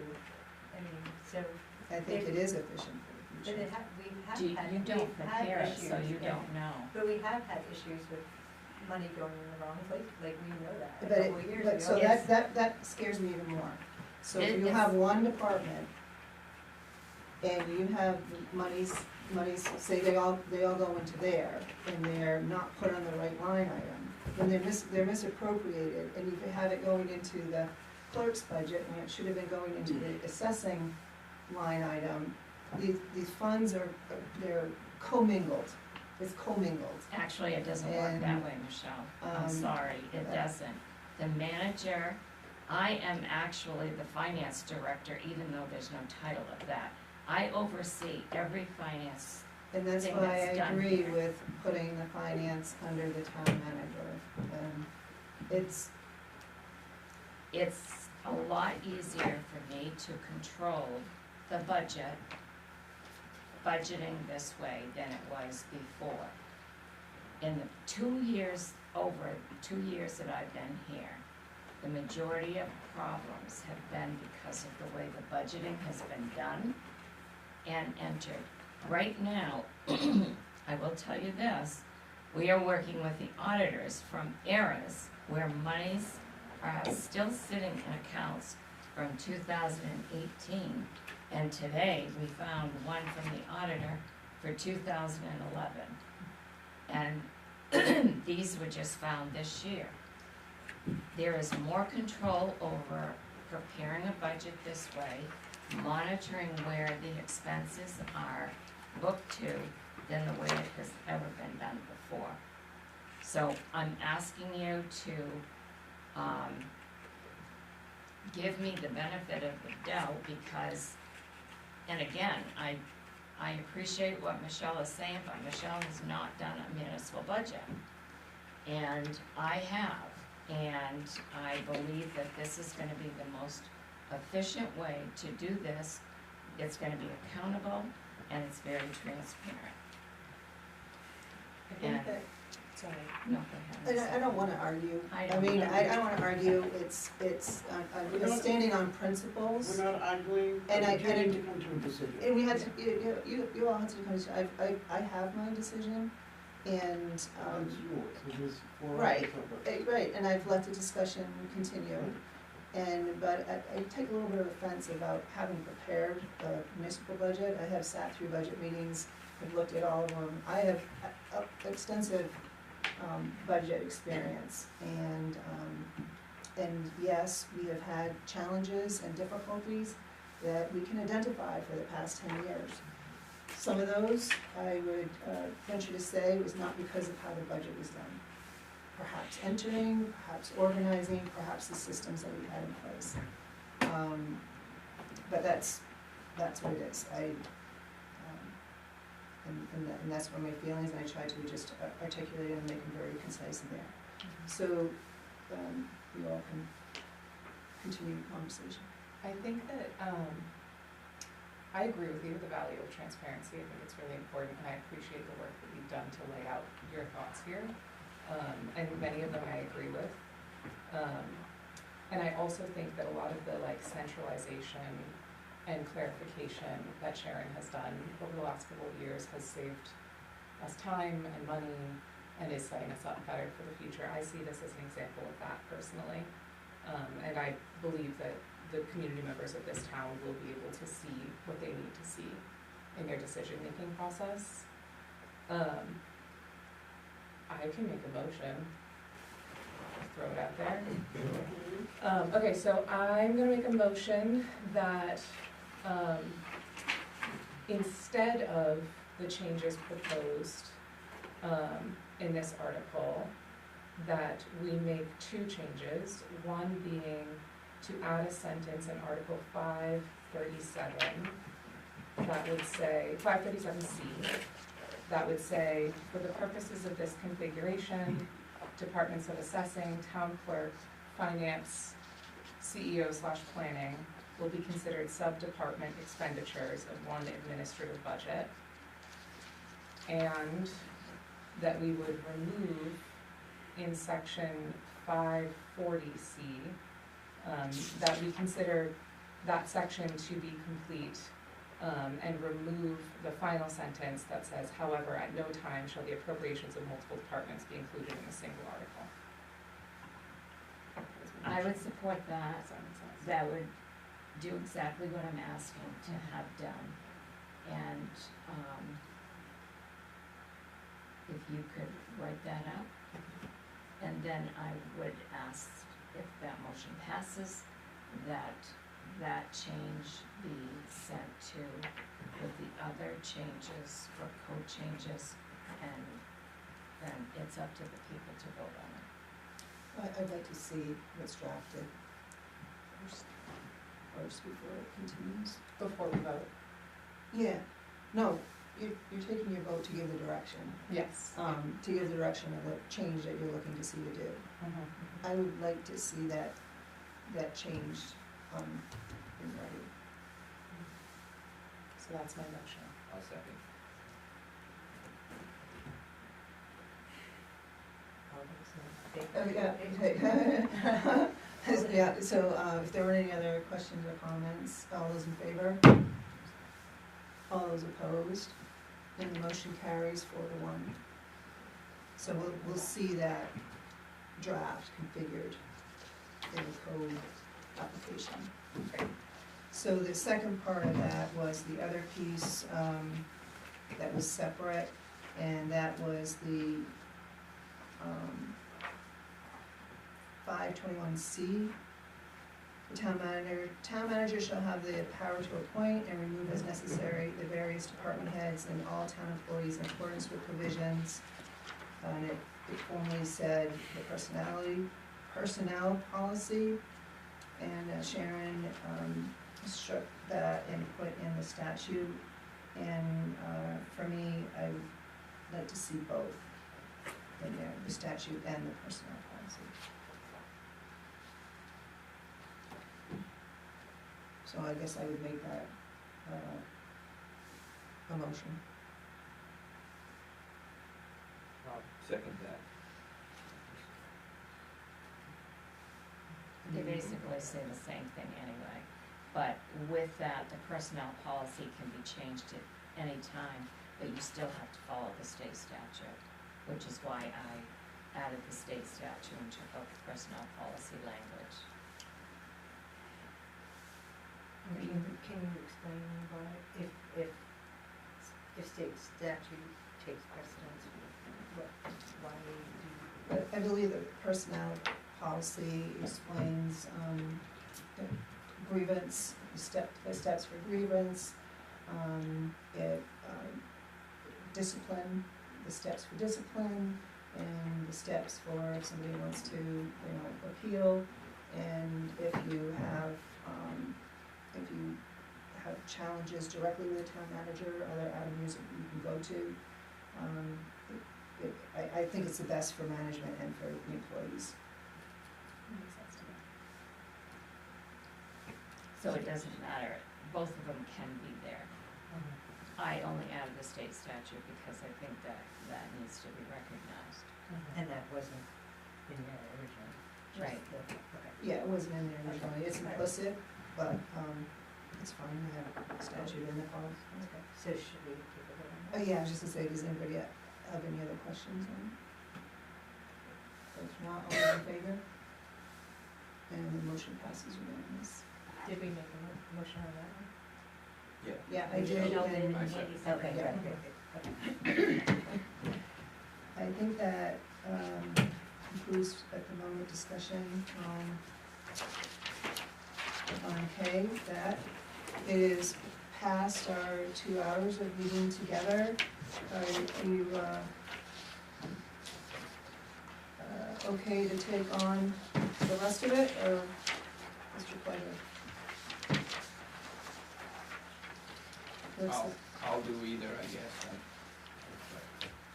Did we have to finish, 9K where it says scheduling a public hearing? Well, we still have to wait for the codes that came from ORC.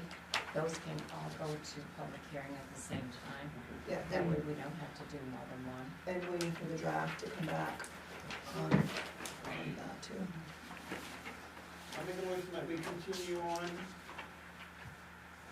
Second? All those in favor?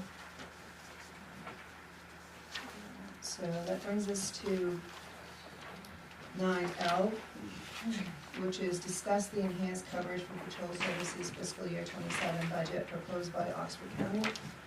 I have a handout just to go along with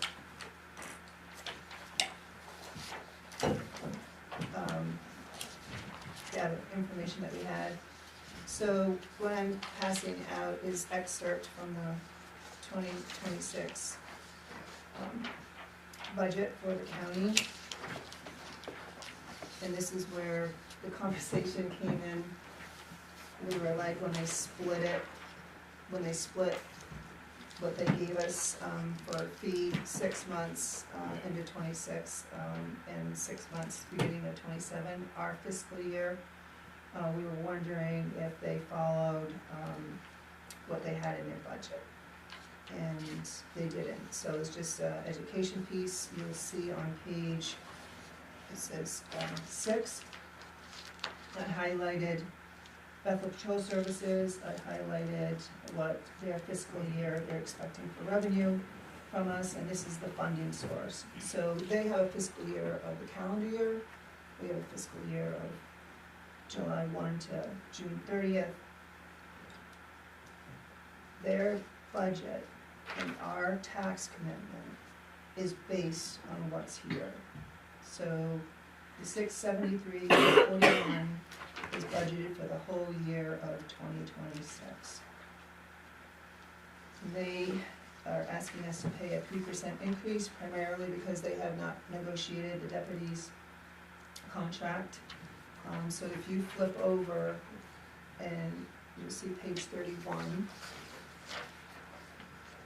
it says countywide up top. And under personnel, you see that I highlighted undesignated wages, then they put in there $200,000. That's anticipatory of any wage increases for negotiations with contracts that they have up, and this year they just had the one as the deputies. So already there, that's in our tax commitment, and we're paying tax on $200,000 over there. As a town, right? Or as individuals Well, too, but, yeah. Individuals pay the taxes, Right, but, right. but yes, we are already being taxed for that increase of 3%. So I offer you that, it's just education and. So in and theory, like if they get their wage increase, so what, or let's say they don't get their wage increase, or it's not nearly that much, but yet we're still paying more per deputy for the 6 months, right? Because it's a 6-month difference. What are they doing with that extra money? Well, exactly, which has happened the last couple of years, which was the argument that I had last year. It's Right. going straight to the bottom line, which is going straight to their undesignated, so we are overpaying. And we're not getting the benefit of the overpaying. The whole county's getting the benefit of the pay, because that reduces the. Right, because they're not Yeah. giving us, in theory, if they should give us that money, that difference back. Right, and we've broached that for reconciliation, and such. So that's really where that differential, I mean, there's other issues, but that's really where the differential is, that they follow their budget and what we've committed to pay and what we are paying taxes on. The latter half of, or the first half of our fiscal year, which is the latter half of their fiscal year, July to December, would remain the same of that rate for the 673 rate. And then our last half, which would be the beginning of 2027, they would have a whole new budgeted number there.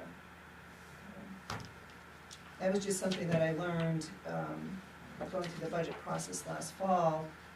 We all learned in the committee, what does that undesignated wage piece mean? And they've included that as essentially an allowance for.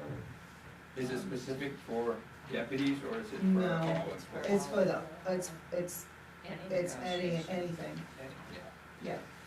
That's what we learned, so I just offer that out to people, because I think Sharon sent a piece out that clarified, the breakdown of what they are asking us to pay for a fee. I had to figure it out at first to see exactly. When you wrote, are these your notes on here with the multiplying? by Yeah, I four? did that Why did you because, multiply by, how did you know to multiply by 4? because we have 4 officers, 4 patrol All right, officers. I was thinking. So what this is, I got what it. they're, and I didn't understand this when I Yeah, first 'cause got that's why I this, thought it because was so in, low.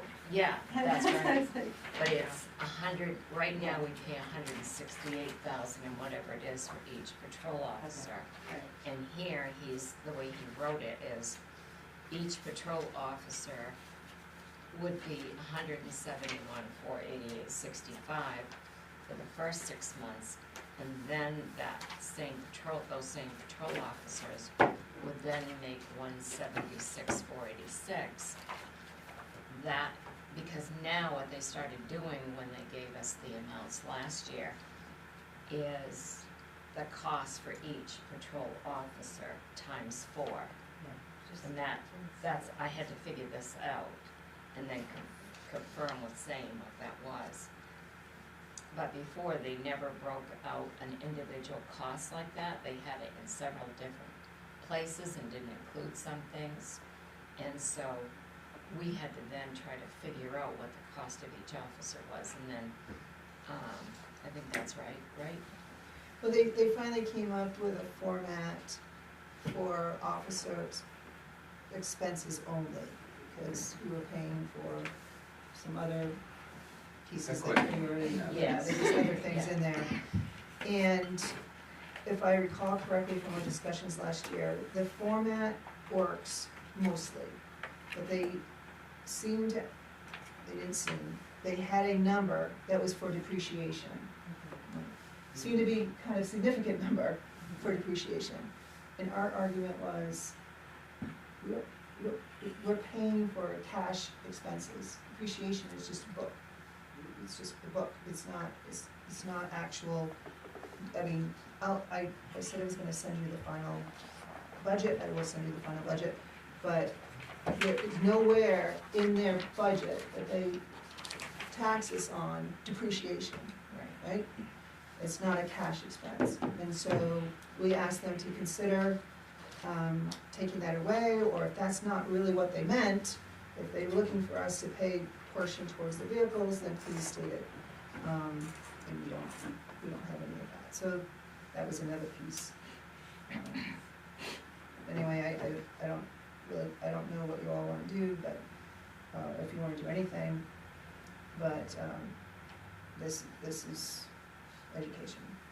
So they're asking us to basically pay an additional, like, 22,000 Yeah, without, yeah, and they've already budgeted this, it goes right to their, right. right to the bottom line, which is great for the first 6 months.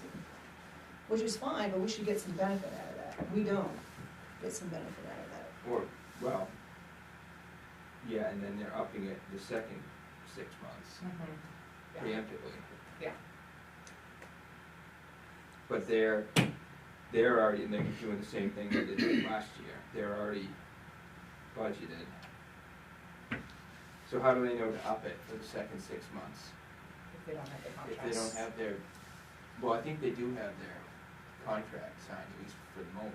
It's a maybe a short-term one, but. So we asked them to give a July 1 to June 30th number.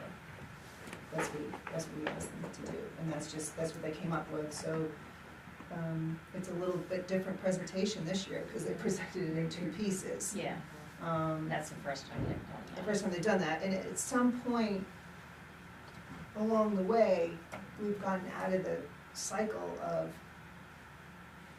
I guess what I'm saying, and Yeah. I'm not great with budgets, I'll be the first to admit that, but if their budget's 6 months off, in theory, shouldn't the first 6 months of our next agreement be identical to what we're paying this year?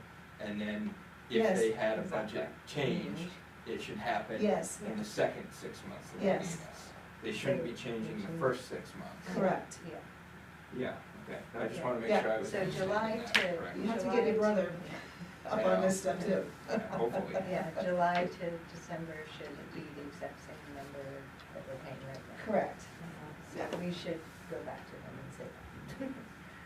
You're not gonna get another number, I'm just, Oh, yeah, I'm sure we I'm won't, just I'm sure. reading. Ultimately, to me, it gets back to a kind of, the only ground we have to stand on is to, in the end, is to not approve the total. And hope that, or I say hope, but see what the town does at town meeting. You know, I do think that our word carries a lot, so if it says on the warrant that the select board voted not to, approve this, isn't that usually how it's laid out, if I Yeah, recall? yeah. I think that would carry some weight, but ultimately, if the town votes to approve the expenditure, then we again lose our negotiating power. It all depends on what you wanna do. We can just leave it, we can visit them, we can talk with Mexico, we can ask them or tell them, this is what it is. I don't see that we have any negotiation rights, privileges, or anything. It's either you're gonna pay it and they're gonna cover us, or you're not gonna pay it and they're not gonna cover us. Right, and that may Actually, be, that may be the case, we would obviously have to be willing And that's to, pretty much what they told us last week. Right. And that's what. Well, they- this is that's the what they thing. said Yeah, again. they have that. So if If they have that there, it they are then it's- collecting more. that's- They're collecting more than we were.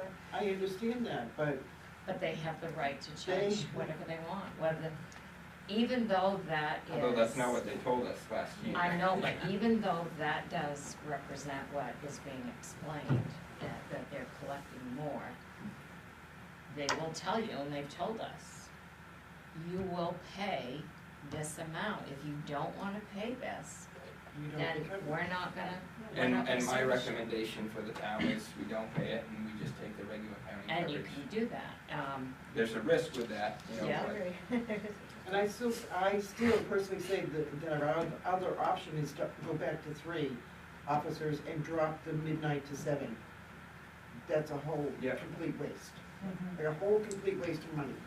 That's when you, for me, that's when you need them the most, but No, in no, if you any, go through the, if you go in through the any event. reports, it is not. in any event, you're paying for potentials as well. right, and that's the thing that's so tough. Yeah, I understand what you're saying, yeah. you're not wrong, that's Yeah, certainly yeah. the least call volume. Yeah.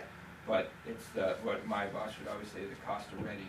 Yeah. When you want somebody, are they gonna be there or not? Now, they will still call somebody, and that is the other thing, just because we're not paying for a deputy to be here in town at those hours, they will send somebody, they might be coming from Canton or something to get here. But they will send somebody to come and cover it. I mean, if we had the calls that substantiated the argument, I would go along with it, but we don't have the calls for that, so. So this is what I put in the budget, That's true. and then you can, I can't remember if it's on this next budget Monday night or the next one.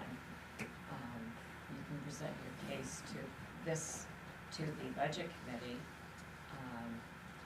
but that's the only number I have to put in the Right. budget. Yeah, you can put the number in what you want, I mean, it doesn't sound like we have it in us to fight anything, but I would like clarification. I mean, they send all this, whatever it is, I think we should I have a think, response to that. a response that, they're budgeted, we agree, their revenue funding source is, it'd be just like us asking for the UT budget, they do it, and then 3 months from now, or 6 months from now, we say, oh, sorry, we need more. Yeah. It's the same thing. And, really, Do you want me to send, an email to Zane and reference your sheet with a copy of this to explain what we're trying to explain? whatever the group. I don't know that it's gonna do any good, I mean, if we wanna ask for clarification, but to me, it's just simply that they're doing what they wanna do. Yeah. And Well, I think we have a responsibility And to that- to we question. can ask if we want. I mean, Oh, they you can, can ask but anybody. I don't think I don't think it would be okay to just say, all right, we're taking in money because we know we have to. If it says that the cultural services and has that number, I feel like we have a responsibility to question why that would not, or First 6 months. the Yeah. first 6 months would not. Is that right? Right. Yes. Mhm. Yeah. This is for This is for the year of full year. 2026. Right, and we're still in, 2026. 26. Yeah, so to me, So it's July to those December. first 6 months should be at a rate yeah, of should be 171, this number that's 488. in their budget. It should be at a rate No. of 168,460. Oh, What sorry. we're paying right now. Yeah, Yeah, what we're paying right 168. now. Yeah. Right, that's what it should be for the first 6 months. Yeah. And then Yeah. if they wanted to jump up to Yeah, I mean, maybe. whatever the next 6 months, which they could. Whatever they the next just 6 months, add they that. could, because it's not, right, At least it would make sense as far as the budget goes. right. But we would like to see the line item. When they're ready, we And I would don't- like to, well, we can, because it's. They're actually with this number, I believe when they submit this number, the cost allocation, we're supposed to receive a cost allocation of what exactly makes up that 171, where, you know, I mean, we're, Do they have, in their budget, do they break that down somewhere? Like what, No, why well- how they came up with that? yes, they did, last year, they came up with a Yeah, template. last year they did. And I would Okay, expect to yeah. see that same template with, whatever the new rates are, but we didn't get that either. Yeah, so. And he that's- did say that this is the same per officer cost that they're charging the other towns. The other towns had the same. I don't think Dixfield actually ever signed on with They it. haven't. I don't know. When I talked to Zane the last time, which was, well, when he sent this, Yeah. and I had to have it explained, Dixfield has not signed on yet. And, you know, that's great that they're trying to treat everybody equal, but the other arguments that we've had, the discussion we've had is I don't think we're equal. I think we're a service center and if we had if they gave us this number and it was 15 to 20% less, that would actually help compensate everybody, for the mutual aid that we believe comes out of here. But it seems to be a challenge to the concepts, principles, that they see us as a ordinary vendor or ordinary entity to provide service to, but we're also a tax-paying entity. It's different. We're paying tax on everything else, including to absorb the increase of the 3% that they're asking us to pay here for our first 6 months.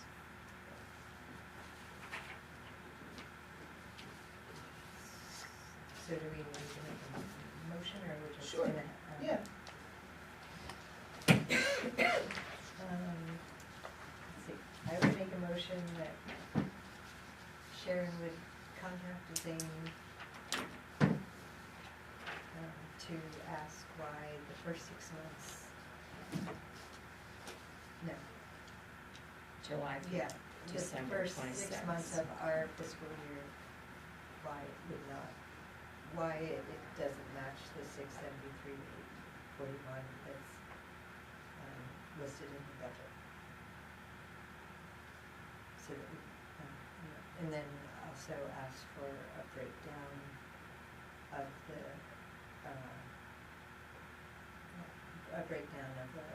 numbers they did give us for the. Second. If there aren't any other questions, all those in favor? And the motion passes unanimous.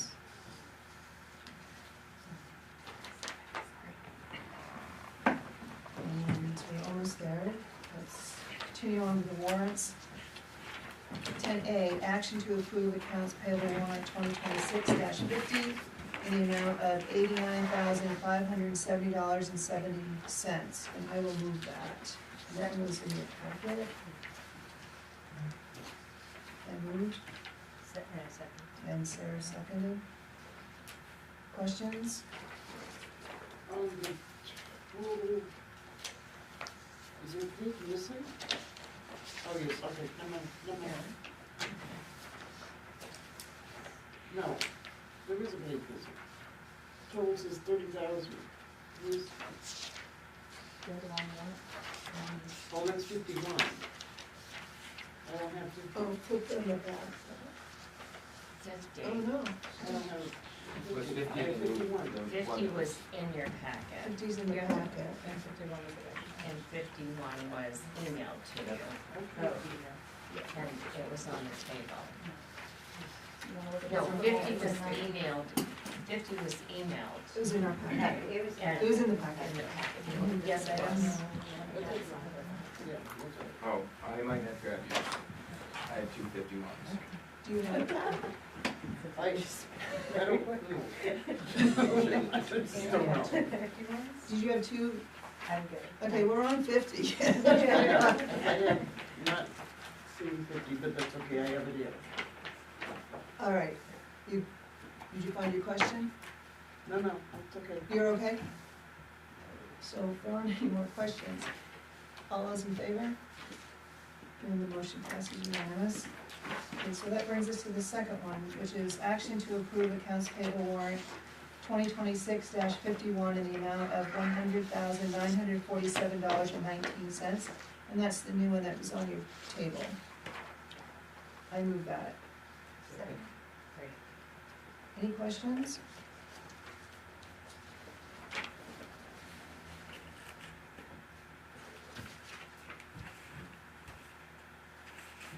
Hearing none, all those in favor? And the motion passes We unanimous. did second that Both of these guys, so pick Oh. one. one. Okay, that moves us along to 11, select board items. Oh, thank you for the payroll warrant copy. And we have one, I'd like to, request that we have a discussion about the letter that was emailed to us at the next meeting. The Conservation Commission letter. Yes. And also, I'll be attending their meeting next week as well. And I think Maine Energy reached out, and they'll be attending as well.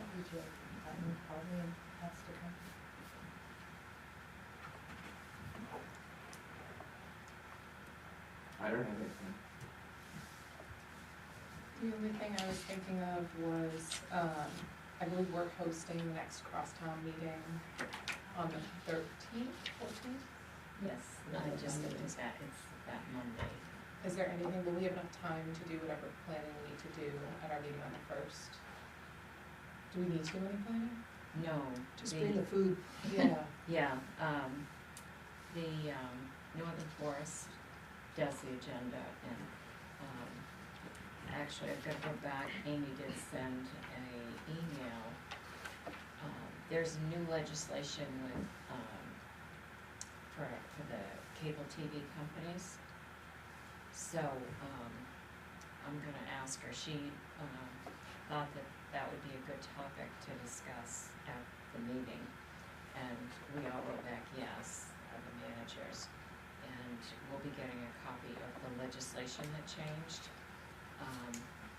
And I'm not quite sure how it all works, but I know they're gonna have that on the agenda item. And they usually put anything that, any of the, Regional stuff. yeah, that is gonna go on it, but yes, we host it, so, that'll be right here. When will we find out about that grant? So, Brownfield grant. yeah, it's still being considered. They had, they came back, I think it was Monday or Tuesday. Actually, it was Friday, and then she confirmed on yesterday that, it was moving forward through the process. They had everything that they had. It had been going through the review stages, and that, it's now moving through the process of being reviewed. So we don't have anything final yet that we've heard. So I just didn't know if there was a time for the completion. No, not that I remember that there was. And I don't recall.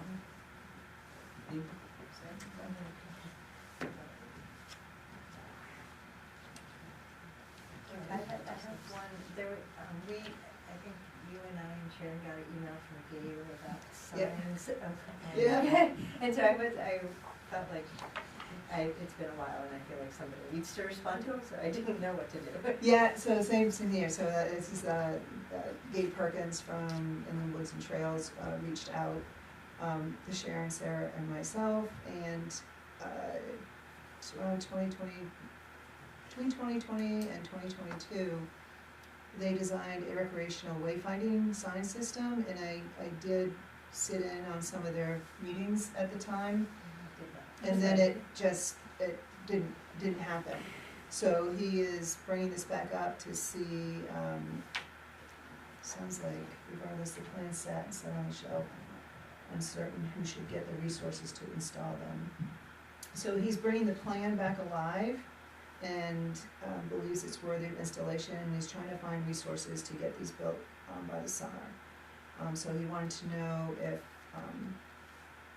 we could talk about it and get the support to make it happen. So it's kind of starting from scratch, I would think, in regards to the processing. That has to do with signage? Yeah. Yeah, he did come to see me to tell me about this before he sent this out. Oh, before they sent this out? Yeah, Oh, yeah.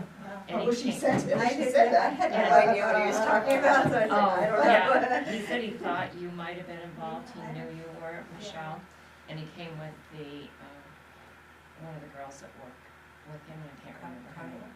Yes, and, he said it's just been sitting, but he said they have the signs, if I remember what he said, they have everything ready to just complete it.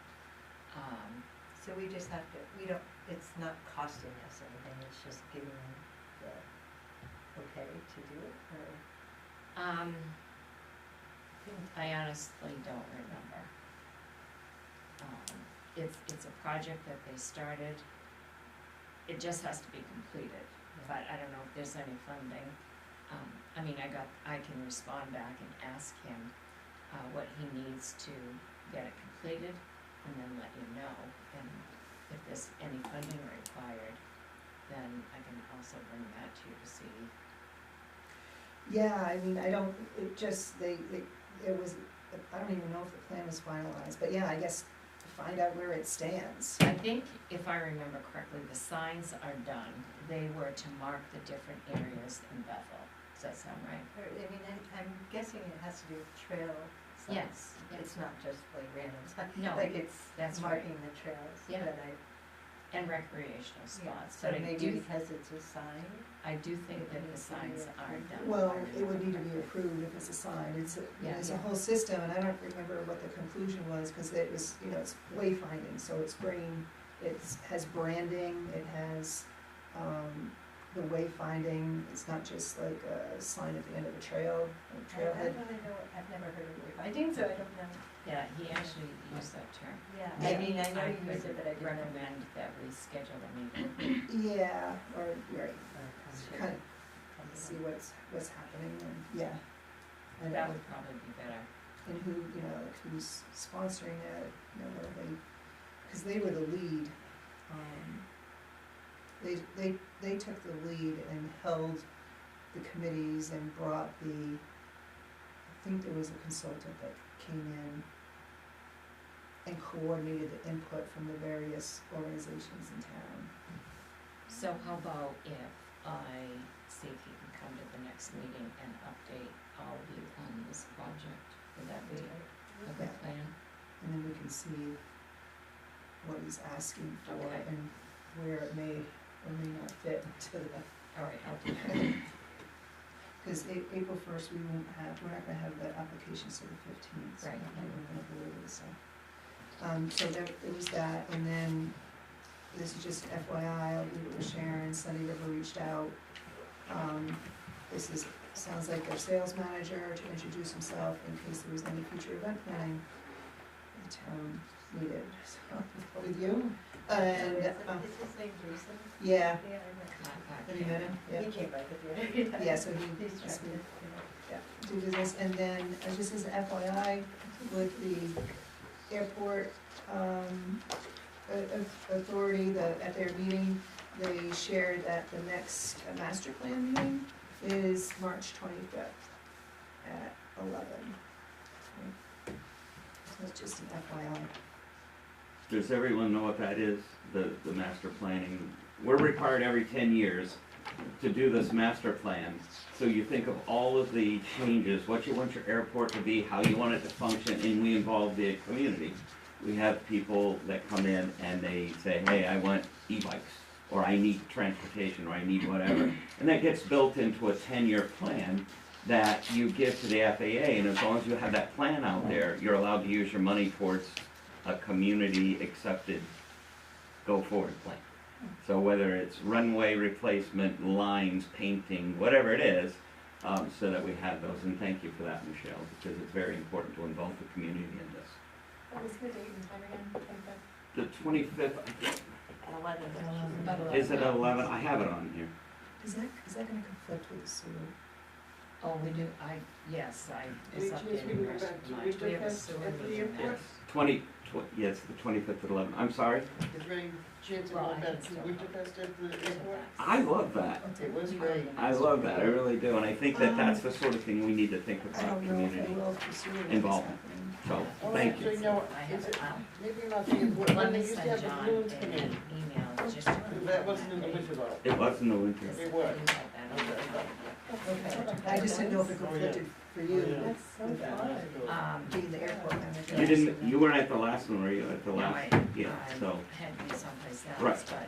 we'll be okay if you can't make it, Yeah. and I can bring you up to speed on that, but thank you, Michelle, it's very important that people realize that, and, are welcome to come and listen to the process. Are those televised or are those They're streamed? not, but we should talk. Yeah, I You know, thought it's it- just like the water district, I mentioned to Sharon, we need to be more transparent, work together, because we got the same thing he did, right? So what would happen if we went out there and dug it up and put in water line we didn't tell? Are we required to tell them, oh, by the way, we're doing this project on X Street, you know, so we'd like to work better together. Communication. It's the key, it really is, so, thank you. Thanks, Randy. So if there's no other business to come before the board, I'll make a motion that we adjourn. all those in favor? Motion passes unanimous. Thank you, everybody. It's my 99 time.